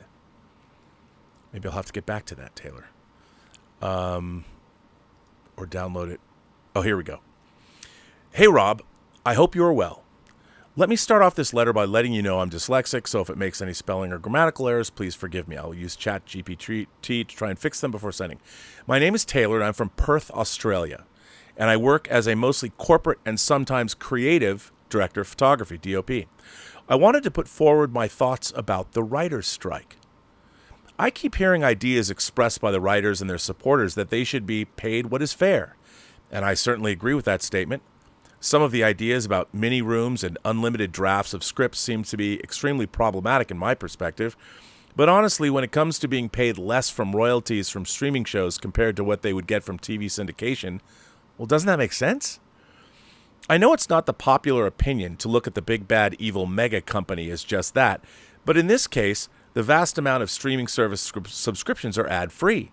The shows aren't generating subscriptions the way the latest season of Stranger Things or The Boys would, and most shows won't hold people's subscriptions the way The Office or Friends will. It seems to me that today's writers are asking to be paid more money than is being generated. A streaming service can't pay out a percentage of each person's subscription cost because every show they add would devalue the previous ones. It would also limit the amount of shows and movies they can have on the service at one time dramatically, which would devalue the service to the customers even more. And they certainly don't seem to be willing to share the numbers about how many people are actually watching these shows, likely because it's much less than what they want us to think. I've been saying this for years, and it seems to be proving more true. The streaming service model does not work without ad breaks. You can't charge enough, and no service has good enough content coming out regularly to justify charging more. So most people will either subscribe to a few and pirate shows they like, or subscribe to shows, watch them, and then cancel when they finish or get bored of them. In Australia, they recently tried to crack down on password sharing. Do you know how long it lasted? 5 hours. I was locked out of my sister's Netflix account for 5 hours. Apparently during that time, they had a massive account cancellation, and they decided to course correct. I was given access again without even having to attempt to log back in. It seems most Australians agree with me and don't see enough value in Netflix to pay more for it. Everyone thought Disney Plus would be a massive success, mostly because of their existing catalog. But to fill that catalog, they have to sacrifice the majority of the money they would make from syndication to other networks and services. And most of the new shows they've made by streaming, or for streaming, have not been overly well received, especially the bigger ones, because you can't put movie ideas into a streaming budget and have the same impact. Nor do they seem to be the crowd pleasers that Disney needs. We both agree that most big movies and TV shows have bloated budgets and wasteful spending, and we know that many aren't making a profit. Netflix was only able to make its first profit during COVID when everyone was locked in their homes and they literally couldn't spend money on making new content. The only companies seemingly doing fine are Apple and Amazon because the streaming service isn't the value for them. It brings value to their main products, iOS and Prime. And because of that, it can either be a tax write-off for them if it isn't profitable. If you're familiar with cameras, this is similar to how Canon operates. Surprisingly, they make more money from printers than they do from cameras. So they aren't desperate to make the latest and greatest and attract the biggest audience, even though they have quickly lost market share to Sony. It's a tax write-off. How can Netflix, who doesn't have any other income stream, justify paying writers more? Personally, I could see them choosing to only work with non-union talent for their original shows and just buy shows with union talent to keep costs down. For everyone else like Disney and Warner Brothers, would a smart move be to not try anymore and just go back to a model they know works? Models that the writers' union already has agreements for? I would love to hear your thoughts. I look forward to your response. Best regards, Taylor. Also, P.S. Some of the links in your video descriptions don't work. I think you're probably meaning about the website. Well, Taylor, this is a great letter, and I want to thank you for writing it and sending it in. It's a tough call. I think it's a tough call because you're absolutely right. The business model that the WGA was working from has been changing over the last 30 years. Basically, what's happened is that even TV, let's look at Star Trek. Since we're talking Star Trek used to have 26 episodes a show. Now, when Deep Space Nine and Next Generation overlapped, or when Deep Space Nine and Voyager overlapped, or when Voyager briefly overlapped with Enterprise, you had 26 episodes of each show a year. So, I mean, you're looking at what? A full year, 52 episodes? 52 episodes of Star Trek, one a week. That's a great living. And, you're working full time unless you want to take time off and you're jumping from show to show. 26 episodes of Trek a season. That doesn't happen anymore. Now we get 8, 10. I don't know how, there, like you pointed out astutely, the residuals there is no residuals market like there used to be. And also with streaming shows, if Netflix, which I don't know how their ad tier is working, but on a Netflix show, your subscription is paying for every single show that's available on their platform. Now, it can be broken down into, so let's just say for the sake of argument that you're paying $10 a month. Your subscription is giving you $10 a month. Not only would it have to pay for every show that they put on, it also has to pay the operating costs for Netflix itself. Even the servers that are housing all this equipment and all this content that the equipment needs to have resting on it. Where's that money coming from? And that's why these streamers were operating at a loss, because in the streaming wars, everyone's trying to create more and more content. The thing about Disney Plus is Disney Plus has a finite amount of content that most homes are going to have burned through in a very short period of time. And so it's a different thing. And I think they have to figure out how they're going to monetize it. Going back to an ad base. And also another thing is, and I did a stream on this before, all of these companies are being pressured to, of course, increase their value every fiscal quarter because Wall Street wants a profit. Well, the thing is, there's not an endless supply of homes on the planet that can subscribe to all these subscription services. So what you want to do is in my mind, you want to figure out an economic model where you're going to sustain. Forget growth, because eventually you're going to hit a ceiling. And let's just assume you already hit the ceiling right now. How many homes are there in the United States that are going to subscribe to Netflix? 200 million? So let's just say there's 200 million homes in the U.S. That's all the homes. That's everybody. Other people are too young or they're kids or they're too old, whatever. There's 200 million homes in the U.S. that can subscribe to Netflix or every other streaming service. So you're battling over those. There's only 200 million. There's no more.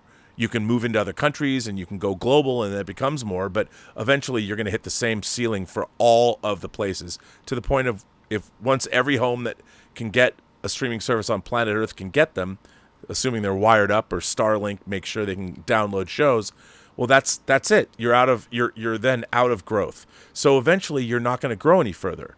So they have to figure out what's going to happen there. My solution, if I were going to give a solution, is you have to pay writers more up front. Make it a one-time buyout.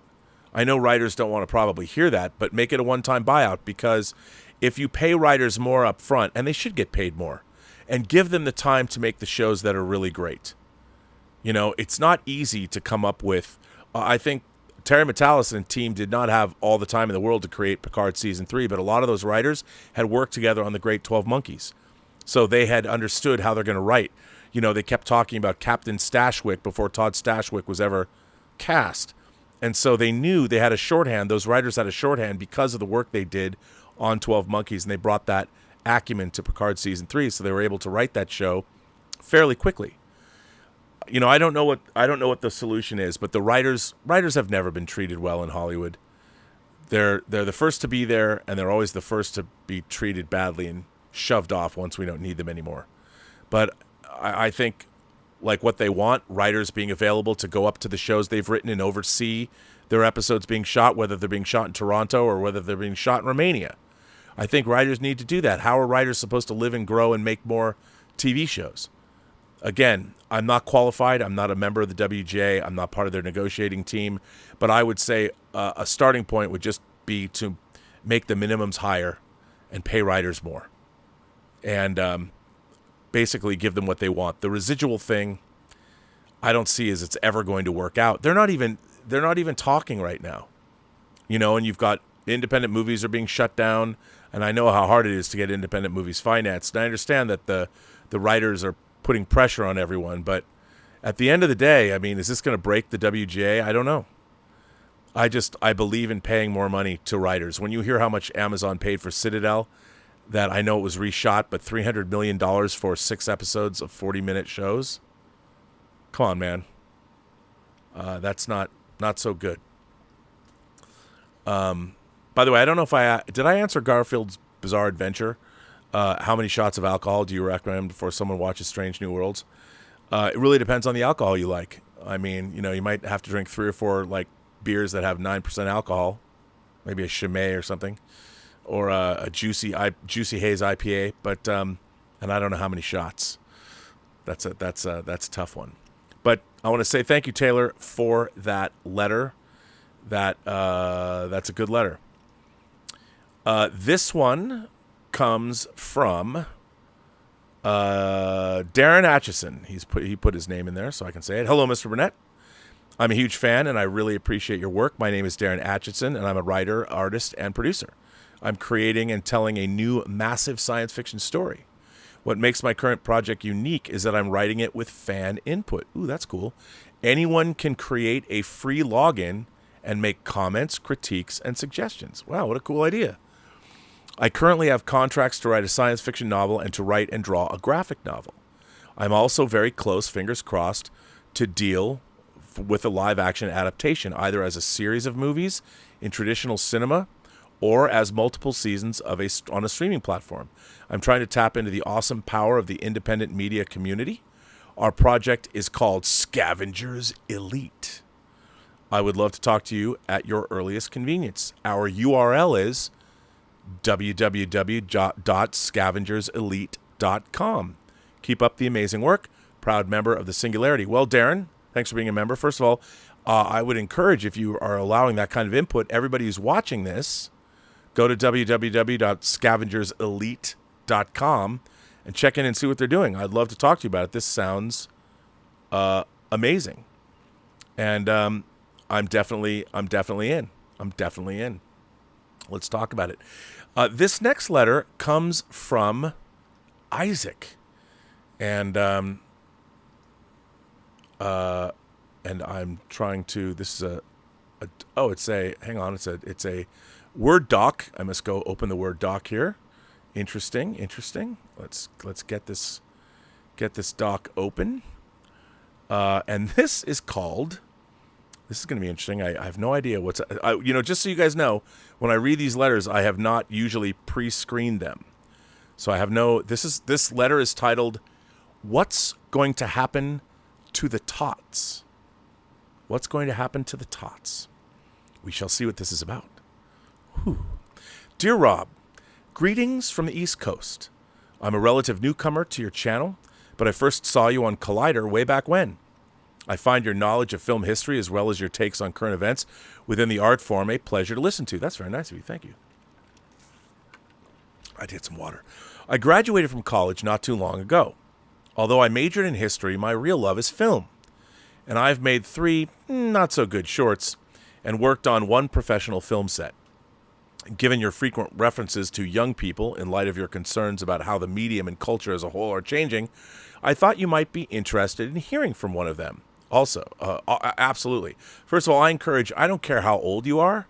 If you're a teenager, if you're in your 20s, 30s, 40s, 50s, 60s, 70s, 80s, even in your 90s, Everyone, all voices, every shape, size, color, creed, you're all welcome on this channel. Everyone can have a voice. Even if you want to send me something that I'll vehemently disagree with, as long as it's respectful to both myself and the audience, I will give you your say. As I suspect a lot of your 20-something viewers might say, I often feel out of place amongst my age peers because my cultural tastes extend back further than 1990. I grew up watching Johnny Quest, Original Trek, and Ray Harryhausen. I was lucky enough to view Psycho's shower scene, the opening of the Ark in Raiders, and the final charge of Gallipoli in elementary school. Harrowing experiences which taught me the power of cinema. Alongside a love of movies, developed an intense interest in history and literature. Broadly speaking, I like stories. Film is just my favorite form of storytelling. I'll admit that much of my interest in story is just due to who I am. People have different tastes, but my interest was in no small part kindled by being exposed to stories at a young age. As I have learned through years of tutoring middle and high schoolers, a lot of people aren't raised with that privilege. This isn't a new problem. I was lucky by the standards of any time. So why is it leading to the ignorance, indifference, or hostility with which so many young people now regard the arts and history? Interesting. The answers are manifold. Maybe it's the decline in common culture, or the neglect of humanities education, or the degradation of public discourse. Each of these explanations plays a part, however, and when I think back on my own life, my course was pretty much set by 1, being exposed to the arts, and 2, being exposed to them as physical objects. What I have found is that most kids will do just fine if they're exposed to cultural riches, but that's far less likely to happen when their world is largely digital. For kids of the 20th century who didn't have books or movies at home, society signaled that such items could be acquired. With the proliferation of immaterial objects and virtual locations, that signaling has been greatly diminished. Interesting. I was surrounded by physical books. And more importantly, for me, by discs. See, when you're constantly surfing the web, you're given the illusion of choice, but in fact you engage with very little. Unless you deliberately open your phone or computer with a set task in mind, the screen is a likely path to mindless surfing. Fleeting attention is rewarded by superficial thrills through clips and blurbs. Of course, the internet isn't bad for all of us. Many of us use it wisely and in moderation. Surely, however, it's safe to say that the web hasn't done most of us a whole lot of good. And for young people raised on phones, the results are often catastrophic for their development. So here are a few reasons why physical media can make a world of difference. Digital technology may have evolved rapidly in the past 30 years, but human beings have not. Physical things are far likelier to register with us as real than digital things are. When we engage with the physical, we focus. I am doing this thing and not another thing. The quality of engagement is raised without us even knowing it. Reading a book or watching a movie becomes a much more serious task, even if the book is Flashman or the movie is Circle of Iron. Though, I am doing a thing is about as basic a statement as you can write. I've found it often describes my state when I'm flipping a page and not when I'm scrolling down a block of text. Without movie theaters and DVDs, it might not have occurred to me as a child that films were special things. Physical media often improves the mind. At the risk of sounding like an old man, young people today have horrible speech habits, and it's in no coincidence that they are in the first group to be raised on the internet.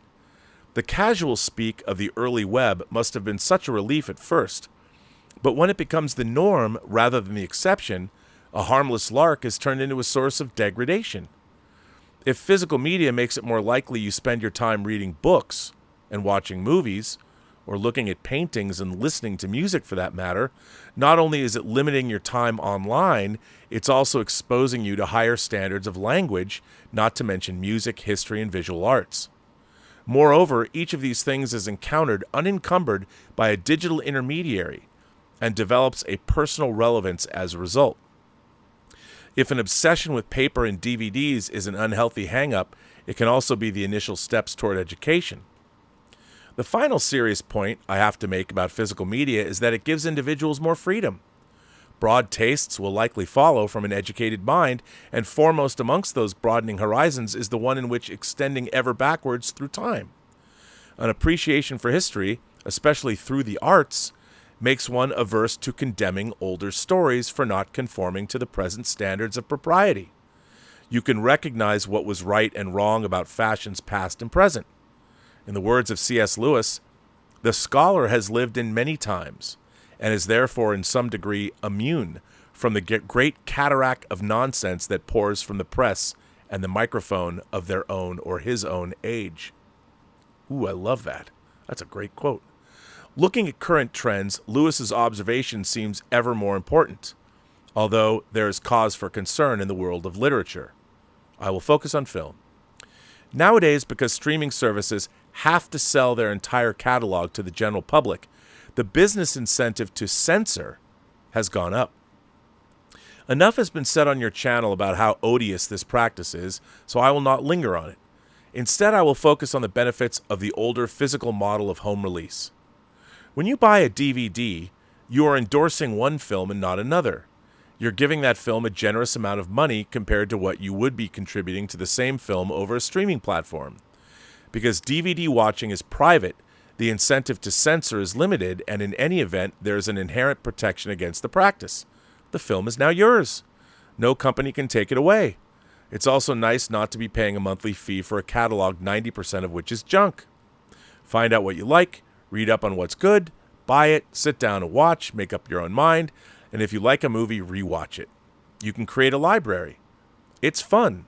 If you can afford it, a lot of public libraries still have DVDs, and we need to show them that we still care about discs. Sadly, nothing I write in this letter will likely change any minds.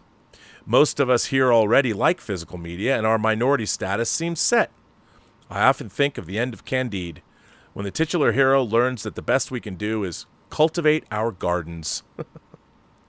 By this, he means we cannot change an imperfect world for the better, but we can create a fulfilling private life for ourselves and those close to us. So here is an encouraging story for those of you tending to your own cinematic gardens. 2 summers ago, I held an online course in film history for 10 to 14-year-olds. We covered the period from the late 19th century to the mid-1960s. Wow, that's ambitious. Alongside history lectures, I assigned 2 films a week for students to watch. In class, they discussed the films and gave presentations. Contrary to what you might think, Rob, they were mostly fascinated. Our liveliest discussion, oh my God, occurred after they watched D.W. Griffith's Intolerance. Charlie Chaplin and Fritz Lang won a lot of fans as well. Don't give up on young people. Many just need to be shown the history and culture that they are no longer surrounded by. Discs might be too old-timey for them, but people are not. Each of us can play a part in making up for the deficit created by the loss of the physical. As I learned from Candide, your private world might only consist of a half-dozen fellow travelers, and that's a lot more people than just yourself. Live long and prosper. Wow, what a great letter. I mean, that's tremendous. Thank you for sending that in. I mean, that's great. That's an amazing letter. You know what that made me think of as I was reading this, rightly or wrongly, this is what struck me. Nowadays, we don't have albums. And I mean, there are albums. We do have albums. You can go buy vinyl. But when I was growing up, you'd go buy a record, like a whole album from your favorite band. And you would sit down and you would listen to the album. And if you liked the band, you'd usually listen to it over and over again. And the album was telling a story of some form, depending on the track listings. I mean, some albums really did, like Pink Floyd's The Wall, or Tommy or something like that. There were prog rock albums that probably told a musical story. But what was interesting was those albums took you on a journey. And because they were albums and they were 12-inch vinyl, you'd open up, and a lot of these albums would have fold-out liner notes and pictures in them and art, sometimes photographs of the band. You have the lyrics of the record, and you can sit down and you could sort of live these albums out in your mind. And the thing was, I remember getting records, like especially with Prince albums. You know, I'd go home and I remember getting Love Sexy and putting Love Sexy on. I was at Evergreen when Love Sexy came out, Evergreen State College, before I moved to California. And I remember sitting down with Priscilla Bell, who I moved to, a friend of mine, not a girlfriend, but still a great friend. And we sat down and we listened to Love Sexy together. And what was interesting about the Love Sexy CD is it didn't have tracks on it, just played the whole way through. It was one long track. And I remember, you know, just sitting there with her in a room, just the two of us silently sitting there taking the music in. And seeing what Prince had to offer us, you know, with songs like Anastasia, Talk to Me, Liberate My Mind. And it was, and Anastasia started with like this piano, dun, dun, dun, dun, dun, you know, and it was just like, where's this going? And it was, you're being taken on a journey. And I don't know if kids do that, but music itself, it wasn't just a single. I mean, I know you're a Swiftie, Taylor Swift means a lot to you, but Taylor Swift's life means a lot to you too. I mean, I love Prince, but I was content to leave Prince in my mind as a performer. I wasn't particularly interested in his personal life, and he didn't want me interested in his personal life either. I was interested in how he performed in the music and his art form that he chose to, the art that he chose to give us. But music and having that physical thing, and then you had albums that were your favorites. You take them out, and especially in elementary school, junior high, high school, and college, albums, music was really important. And then, you know, mixtapes were important, and it was all, and you'd create it. You went and bought it, and you created it, and you curated it, and all that. Now, like, I've had a Spotify soundtrack playlist that it's called Soundtracking into the Solar Winds, that I think I've been adding and subtracting to for like 10 years. And sometimes Spotify subtracts stuff for me. But I mean, that was physical. And I used to I used to have a lot of CDs and a lot of records. And I would go to the record store every week and buy 12-inch remixes and a lot of foreign imports. That's how I discovered half the bands I like. I didn't even know who they were. I'd be like, man, this is interesting, and buy something I'd never heard. And then I read a lot of Rolling Stone, which is almost unreadable today, but I would never miss an issue of Rolling Stone. And I used to buy like everything on the college album charts, you know, go buy every record on the 4AD label because everything was interesting, whether it was This Mortal Coil or Cocteau Twins or, you know, I loved all that stuff. And it was a thing, you know, and I don't do that anymore. You know, I'll buy soundtrack albums occasionally, but albums, I mean, there's a lot of interesting albums out there too. But I miss that. But this is an interesting, I mean, look, I believe that if you teach people, like you said, you know, going back and watching silent films, like I remember watching Sunrise, Murnau's Sunrise for the first time, and when somebody walked into their own point of view, it blew my mind. I'm like, oh my God, like, because, you know, it tricks you, and then when this thing happens, you're like, ah, and suddenly it becomes something new, something amazing. And I think what people need is context. The problem now is there's so much, all the content out there is all white noise. It's all like bzzz. And the thing is, it's hard, especially for older things, like even Star Trek, to stay on point.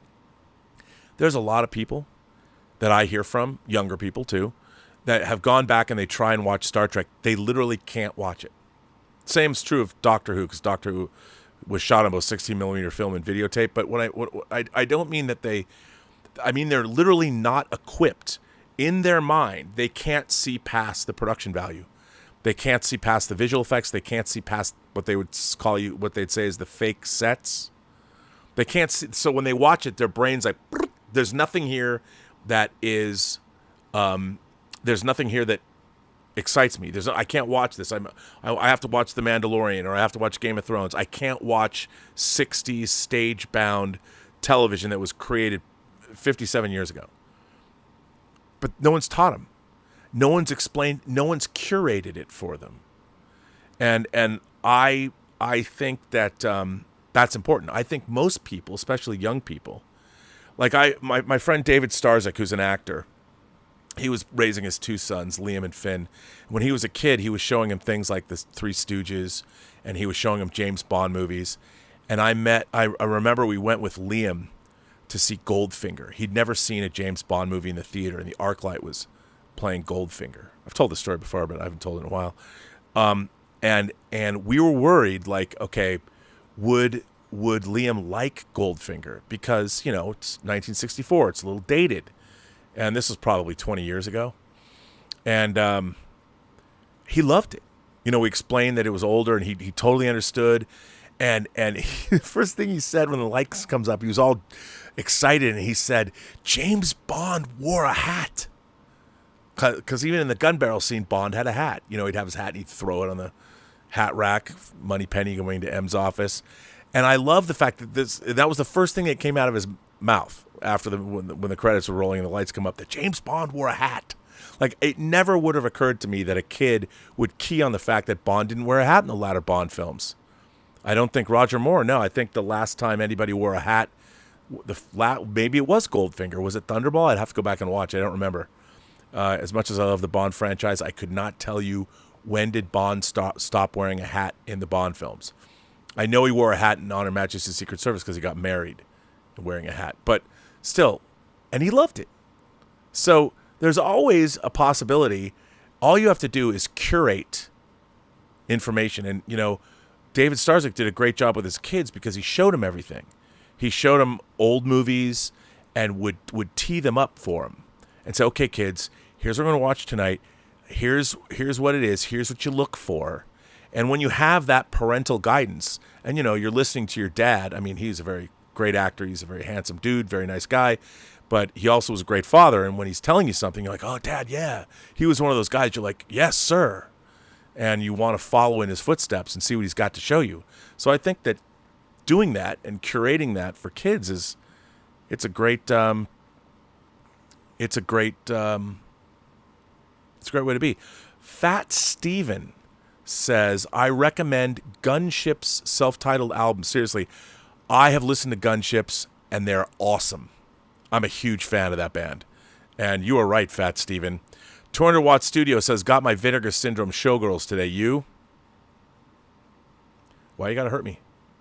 Why is everyone getting their Showgirls but me? Okay, since you bring it up, 200 Watt Studio, and you send in the super chat, let's go to old Vinegar Syndrome. Vinegar Syndrome is a great boutique home video label. They are putting out Showgirls in 4K. Now, I already have the German Showgirls Verhoeven. I know everyone's laughing, but it's a long story. But so I ordered from Vinegar Syndrome. One of the first. Here's what I did. I made the mistake of ordering. It is unfulfilled. My Showgirls order that I made on the 24th is unfulfilled. Now, to be fair, I did order with the Boogeyman and a Blade in the Dark, and I ordered Showgirls all together. They might not have got them all in. I didn't just order Showgirls, so they might be waiting to send it to me. But God damn it, everyone's getting their Showgirls before me. Come on, Vinegar Syndrome. I support you all the time. Why you got to leave me without Nomi Malone and Goddess in 4K? I want to see what you're doing for me, man. Come on, dude. But yeah, Fat Steven's right. Everybody should listen to Gunships. I should buy that record. And you're not the only one. Fat Steven also says, am I still pretty? Honestly, I broke the mirror. Fat Steven, you're always going to be pretty. Just like they said in, whatchamacallit, in True Romance. You're prettier than two titties. Now I know I'm pretty. But I'm prettier than two titties. So there you go. But Fat Steven, you'll always be pretty to me. Always. Let's see. Should I read one more letter before I end this stream? By the way, we are going to have a Midnight Musing stream. We're going to talk all about The Flash. Not Flashdance, but The Flash. So let's see what we got here. Here's a story about the altered French connection. This comes from Joe from Montreal. Hey, Rob, I was wondering if you read about Criterion cutting out racially insensitive scenes out of the French Connection. Well, yes, I've done whole stories on this. Has it really come down to this? A gritty cop movie from the early 70s needs to be cut so that the overly sensitive can watch it? The film is a classic. It still works because the filmmaking, script, and acting transcends the decade in which it was made in. What's next? Cut out the horsehead scene from The Godfather because animal rights activists have an issue with using a real head? Or how about cutting Raging Bull for all the emotional abuse practically everyone takes? That'll be a 10-minute film. When does it end? The past is ugly. People are flawed. Art is imperfect. That's what makes it good. Thanks, Joe. Well, Joe, great letter. Thanks for writing in. Look, you're going to get no arguments from me. I don't understand who are we. Like, here's I feel just the opposite. I do not understand this impulse to try and make the world, I don't know, not unsafe.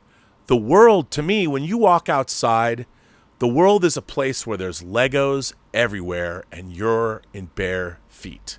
That's the world. And humanity is... Look, there was a story I read today that people that worked at the Harvard Medical School morgue, not just one, but one guy and his wife and a bunch of other people were selling body parts from the Harvard Medical School morgue. I'm not making this up. This is a real story. They were arrested and they were selling to various people were coming and buying body parts. And I'm like,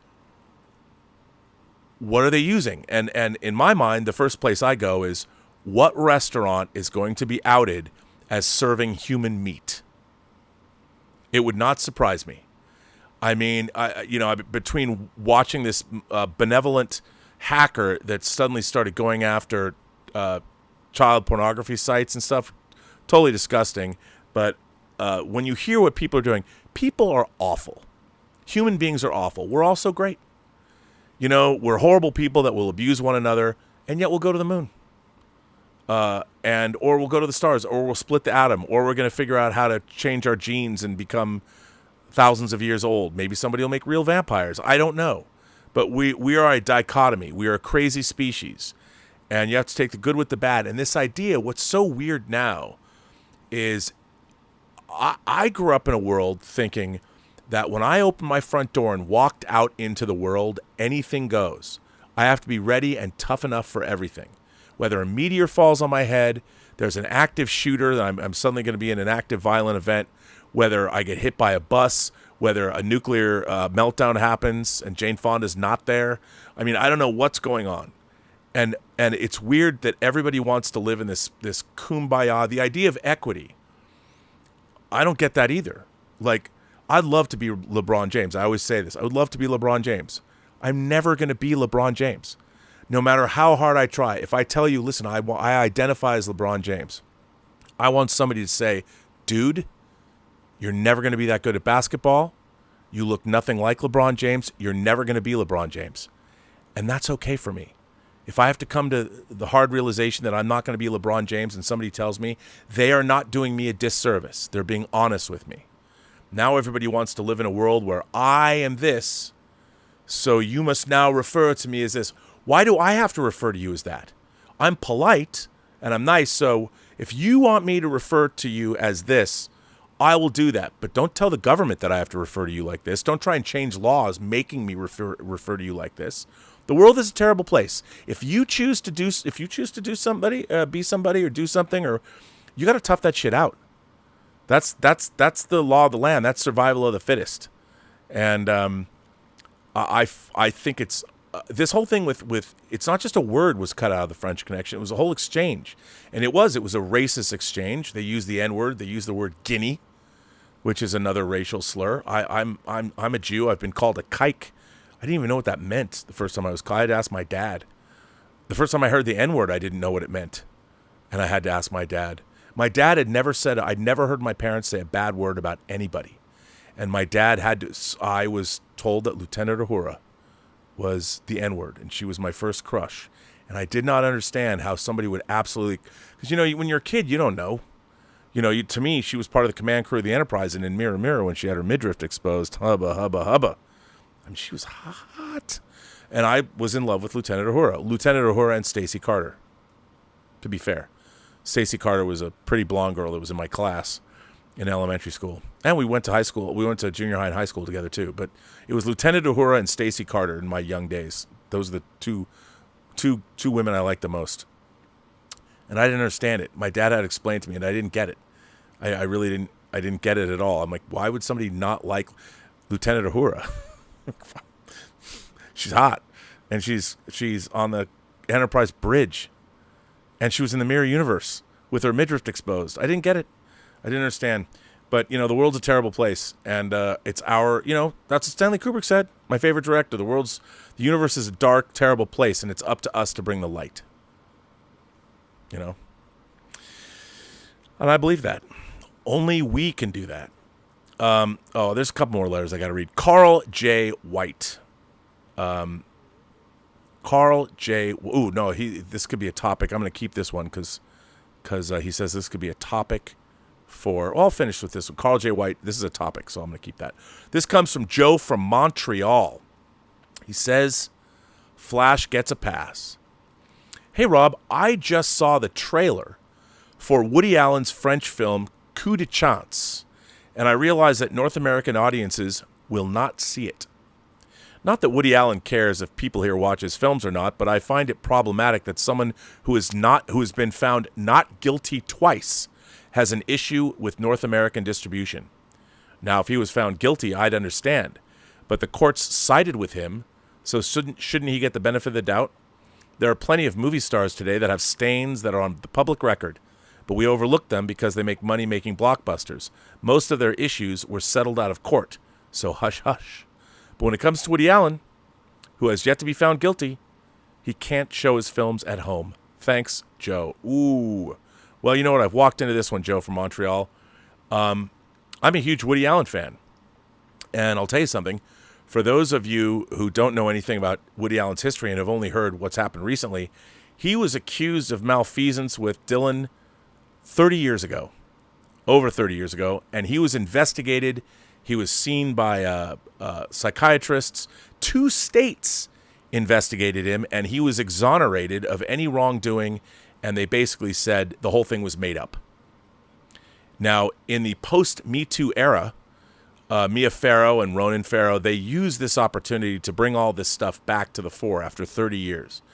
And now Woody Allen, who's had a lifetime of making Coup de Chance is his 50th motion picture. The man he's had an incredibly long career. He's in his mid-80s now. I thought that whole thing was, I was back in the 90s when this was all investigated and it was finalized. And if you look at, I think it's Robert Wiebe. Robert Wiebe, he did a great investigative pieces on this and all that. And look, the problem with this, I think, with the accusations against Woody Allen, and I can't say I don't know, I wasn't there. All I know is that the investigations, when they happened, 2 different states exonerated him of any wrongdoing. And if you look at what was actually going on, it's absurd what he was accused of, and especially when he was accused of doing it, and it doesn't fit any pattern really of any known behavior like that. So I don't know. Now he's different than Roman Polanski. Roman Polanski did exactly what they said he did. He admits it. And he recently took pictures with the girl that was all grown up, Samantha Gemser or whatever her name is. I don't remember. But it's a tough issue. Nowadays, in our witch hunt society, we are guilty until proven innocent, which is the exact opposite of how our justice system should work. I am sad. I hear his new movie is pretty good. And I am a huge Woody Allen fan. I have been my whole life. I've been watching his movies growing up in the 70s. I came to love his movies in the 80s because when Annie Hall beat Star Wars out at the 1978 Academy Awards, I was upset. But his movies have become some of my favorite movies: Crimes and Misdemeanors, Stardust Memories, Annie Hall, Manhattan. I'm a huge Woody Allen fan. And I feel your pain, Joe from Montreal. I don't know. You'd think that somebody was exonerated, but remember, we live in a world where people will exploit those things whenever they can. And even when a court of law, actually 2 states investigated him. And I would seek out Robert Wiebe's and also Mia Farrow's other kids, one of her kids who's a psychologist, what he has to say about it all. Very interesting. And if you look into Mia Farrow's history, very interesting. Again, I don't know what happened. I think it's unfortunate. that after these investigations went on for years and were concluded, that decades later they're dragged up. But unfortunately, like so many people, Woody Allen and everyone misunderstands Woody Allen's marriage to Soon-Yi Previn and what supposedly happened to Dylan Farrow are conflated all the time. So Woody Allen gets no sympathy from anyone. And I understand that. And I understand where people are coming from. But like you, innocent until proven guilty. That's our justice system, and you're absolutely right. And on that note, let me see if let me make sure that I've got everybody. Butt Wipe Beer. Butt Wipe Beer asks, this is interesting. Rob, if someone identified as being your god, would you refer to them as your god? Well, no, because they wouldn't be my god. But I know what you're saying. It's. Here's the thing. I am happy to identify people however they want me to identify them. I have no problem with that. I do have a problem when those same people try to codify that into law. And we've already seen what happened. I mean, whether you're a fan of him or not, Professor Jordan Peterson came, and people, by bringing up his name, people say that I'm some kind of Jordan Peterson acolyte. I am not. I did read his book like everybody else because I was curious of the 12 rules for life. But here's the thing. Jordan Peterson said when he's like, look, my whole beef was against compelled speech, that he did not want, he wasn't even talking about trans issues. He was talking about compelled speech, meaning the government would pass a law saying, you have to say this. And the thing with that is, and other people other than Professor Peterson have mentioned this, once the government has passed a law like that, then it must be policed, which means you're going to have a police force now going after people that don't use compelled speech. Well, that's authoritarianism, and where does that lead? We're going that direction.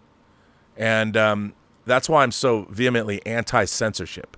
Because it's always couched in the same. Well, we have to take care of the people and make sure that the words that are used have to be. No, this is scary shit. And I mean, I would have thought the 20th century, with all of, whether it was Chairman Mao, whether it was North Korea, whether it was Mussolini, whether it was Nazism, whether it was Pol Pot, whether it was Stalin, take your pick. Take your pick. I mean, the authoritarian playbook, let's get rid of art, let's get rid of literature, let's get rid of all these things, let's get rid of freedom of speech. This is authoritarianism 101. And it all comes down to that. And I don't believe in collectivist ideology. I mean, yes, I believe in a healthy sort of, I think socialized medicine can be helpful, but not necessarily the only thing. Maybe a combination of two, but I do not believe in collectivism because human beings need the ability to achieve. We do. We need the ability to achieve. Whatever it is you want to achieve, whatever excellence you're looking to achieve, human beings need that ability. And achievement runs counter to collectivism, where everyone's supposed to be the same. Every outcome has to be equitable. Well, that runs counter to anybody who dreams, anybody who looks up a mountaintop and says, "I want to climb that mountain." Oh no, you can't do that unless everybody can climb that mountain. I don't want to live in that world. I want to live in the world where that guy or that girl, that person goes up and climbs that mountain and sees the sunset up there for the first time and comes back down from the mountain and says, "I was the first person to go do that, and I saw the greatest sunset of my life." I'm like, that's fuck yeah, dude. You go.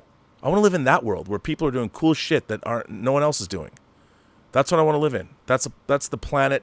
That's human life, man. I want to see people. I want to see everybody have dreams and achieve them. And you know what's great about living in the United States? When you have dreams, you can always find people to help you achieve those dreams. They might stab you in the back once you've achieved them. Abscond with all the money you've made. That might happen. You just have to protect yourself. But while you're getting there, you can always find people to help you. And that isn't true from around the world. You're like in France. You're like, hey, man, you know what? I really want to, make a movie here. I really want to, open my own cafe. Oh, why you want to do that? It's so much trouble. Why don't we just sit here and have another glass of wine? Why don't we do that? Why do you want to open a cafe? You know, but in America, what did they say in the Rocky Horror Picture Show? If you can dream it, be it. Yeah, that's why. Hey, if you want to tell me what you want, yeah. Wait, what? What? Oh, Fat Steven says, Fat Steven says, it depends if Gozer is asking. Then maybe that refers back to Butt White Beer says, if someone identified as being your god, would you refer to them as a god? Well, according to Fat Steven, the answer is yes. If someone asks you if you're a god, say yes. Mad Chad says, Rob, big fan. Speaking of censorship, have you seen Republicans in Missouri are trying to ban the book Mouse? I feel that book should be required. Have you ever read it? That's Art Spiegelman's book. Yes. So Mouse is Art Spiegelman's, I think it's a Pulitzer Prize winning graphic novel where it deals with the Holocaust and the mice are the Jews and the cats are the Nazis. And it's incredible. Why anybody would want to ban... See, this is the thing that is scary to me. Who is Mouse hurting? The Holocaust happened. You know who died in the Holocaust? A lot of kids and their parents. And it's amazing to me that we want to pretend none of that happened. None of that happened. I mean, it happens all the time. Kids are being trafficked every day. We live in a horrible world. That can also be great. But why would you want to... You should be teaching Mouse in every 6th grade class across the world. Every 11 and 12-year-old kid is capable of reading Mouse and understanding. In fact, they should. Because as I like to say, along with all my fellow Jews, never again. And on that note, this was a story about Star Trek. You never know where Robservations are going to go. I want to thank Louise X. Sparrow for being here. I know she and I probably don't see eye to eye on Picard Season 3, but we do on Strange New Worlds. I want to thank Tom Jr. Jackson for being a great moderator. I don't know who else is here as moderators, but I want to thank the moderating staff. You guys are great. I can only imagine it might have gotten a little spicy in here. But, okay, Chris Bolts fires into Super Chat and says, hey, Rob, my prior chat was canceled. And all I ask is, would you be willing to go on Friday Night Tights? Your prior chat was canceled. How'd your chat get canceled? Of course, I've been on Friday Night Tights before. You know, I've streamed with Gary, and I obviously stream with Az. And you know, I was going to go on Friday Night Tights when I was in Vegas, but I left Vegas a day early. I had to go home, and I was going to be on Friday Night Tights. But yeah, you know, I mean, here's the thing. A lot of people get mad at me for saying this. I consider Gary Beekler, Nerdrotic, a friend. We don't necessarily agree on our approaches to politics and things like that. But as a person, you know, I went to their meetup in Las Vegas, and it was terrific. I had a great time. I met a ton of people that came literally from all over the world. Gary and his wife are the nicest people, and they're such gracious hosts. You know, they buy everybody a drink and buy everybody a taco, and that's hundreds of people. And I think how Gary has cultivated his community is quite admirable, and I really have been enjoying, whether you like Gary Beekler and whether you like Nerdrotic's channel or not, Gary has been doing some really interesting and really well put together videos, editorial videos that I would encourage everybody to watch. I know it's not everybody's cup of tea, and look, as I said, his approach to things and some of his politics is very different than mine, but I consider him a friend, and I think that we can all talk together. And it's unfortunate. I do not believe in tribalism. I believe that you should be able to talk to anybody, and that you can listen. If you want to learn something, go listen to somebody you can't stand and hear them make a speech and listen to what they say and put your own views up against theirs. And that way you know exactly what you believe, but you also learn to articulate why you believe those things. And there's nothing better to do that than to listen to somebody that you're vehemently opposed to. I'm not saying I'm vehemently opposed to Gary, but a lot of people always come after me and say, you're friends with these people. And I'm like, what? These people? I mean, I'm friends with, we're all, at the end of the day, we're all fans. And you know what? I don't think that everybody has to love everybody else. You know, and a lot of people have points. You know, there's a lot of, well, I'm going to do a Robservations about this, but I'm not a tinfoil hat conspiracy theorist because I believe everything comes down to money. basically. And we are in the social media age. We are being manipulated. We're being manipulated by big tech every step of the way. And there's all this distraction. I mean, just look at the issues of the day. Look at all the different issues, rights issues, for instance. You ever ask yourself why all this stuff has become so divisive over the last 10 years? Really interesting. Let's just say it's all targeted. I mean, it's all intentional. So I think the way to combat that most of all is to be able to talk to everybody from every side. Cross the lines. Go talk to anybody you can. Be nice about it. And listen to what people have to say. And on that note, I would say this. Fat Steven says, Rob, you in Babylon 5 movie stream? I am so in on that. Count me in. Chris, that was a great question. Fat Steven, for those of you who don't know, there is a Babylon 5 animated film that's also coming out on Bluray, and it's coming out on 4K. And I can't believe it. And they have a lot of the surviving original cast, unfortunately. A lot of Mia Furlan's not here anymore. Jerry Doyle is not here anymore. Richard Biggs is not here anymore. Andreas Katsoulis is not here anymore. So, yeah. Fat Steven says, sorry if my last super chat was manipulative. Shame. Well, listen, I'm going to get off this stream. I will be back in an hour and a half with Lael Rockwell and we're going to be discussing The Flash. All things The Flash. I think everyone who wants to have seen it has seen it. So, I would say this. Remember, every person you meet has a story to tell that you have yet to hear. And all you have to do is listen. Thanks for supporting the channel. I also want to point out there's a lot of good other creators that are doing things on this channel. Israel King Tannic, his show, The Otaku Experience. Of course, DJ's show, Architects of Imagination, all of shows. We have Que Pasa PGS coming, the 97% Spanish show this weekend. I'll be doing ROBServations. And, of course, Dieter Bastian and I are going to be doing Let's Get Physical Media on Sunday. So thanks, everyone, for watching, and I'll be back. I'll be going back on the regular ROBServation schedule. We're starting, remember, the Imagination Connoisseur show is coming. Lana Ewan reviews. Lana Ewan she's reviewing The Hunger. Really looking forward to that review. It's the 40th anniversary of The Hunger. Can you believe that? On any note, this has got to be the longest goodbye in the history of this show. Actually, probably not. Someone's going to be like, oh, Rob, come on. Sometimes it takes you an hour and a half to say goodbye. Well, that could be true. But on that note, I'll see you in the next video.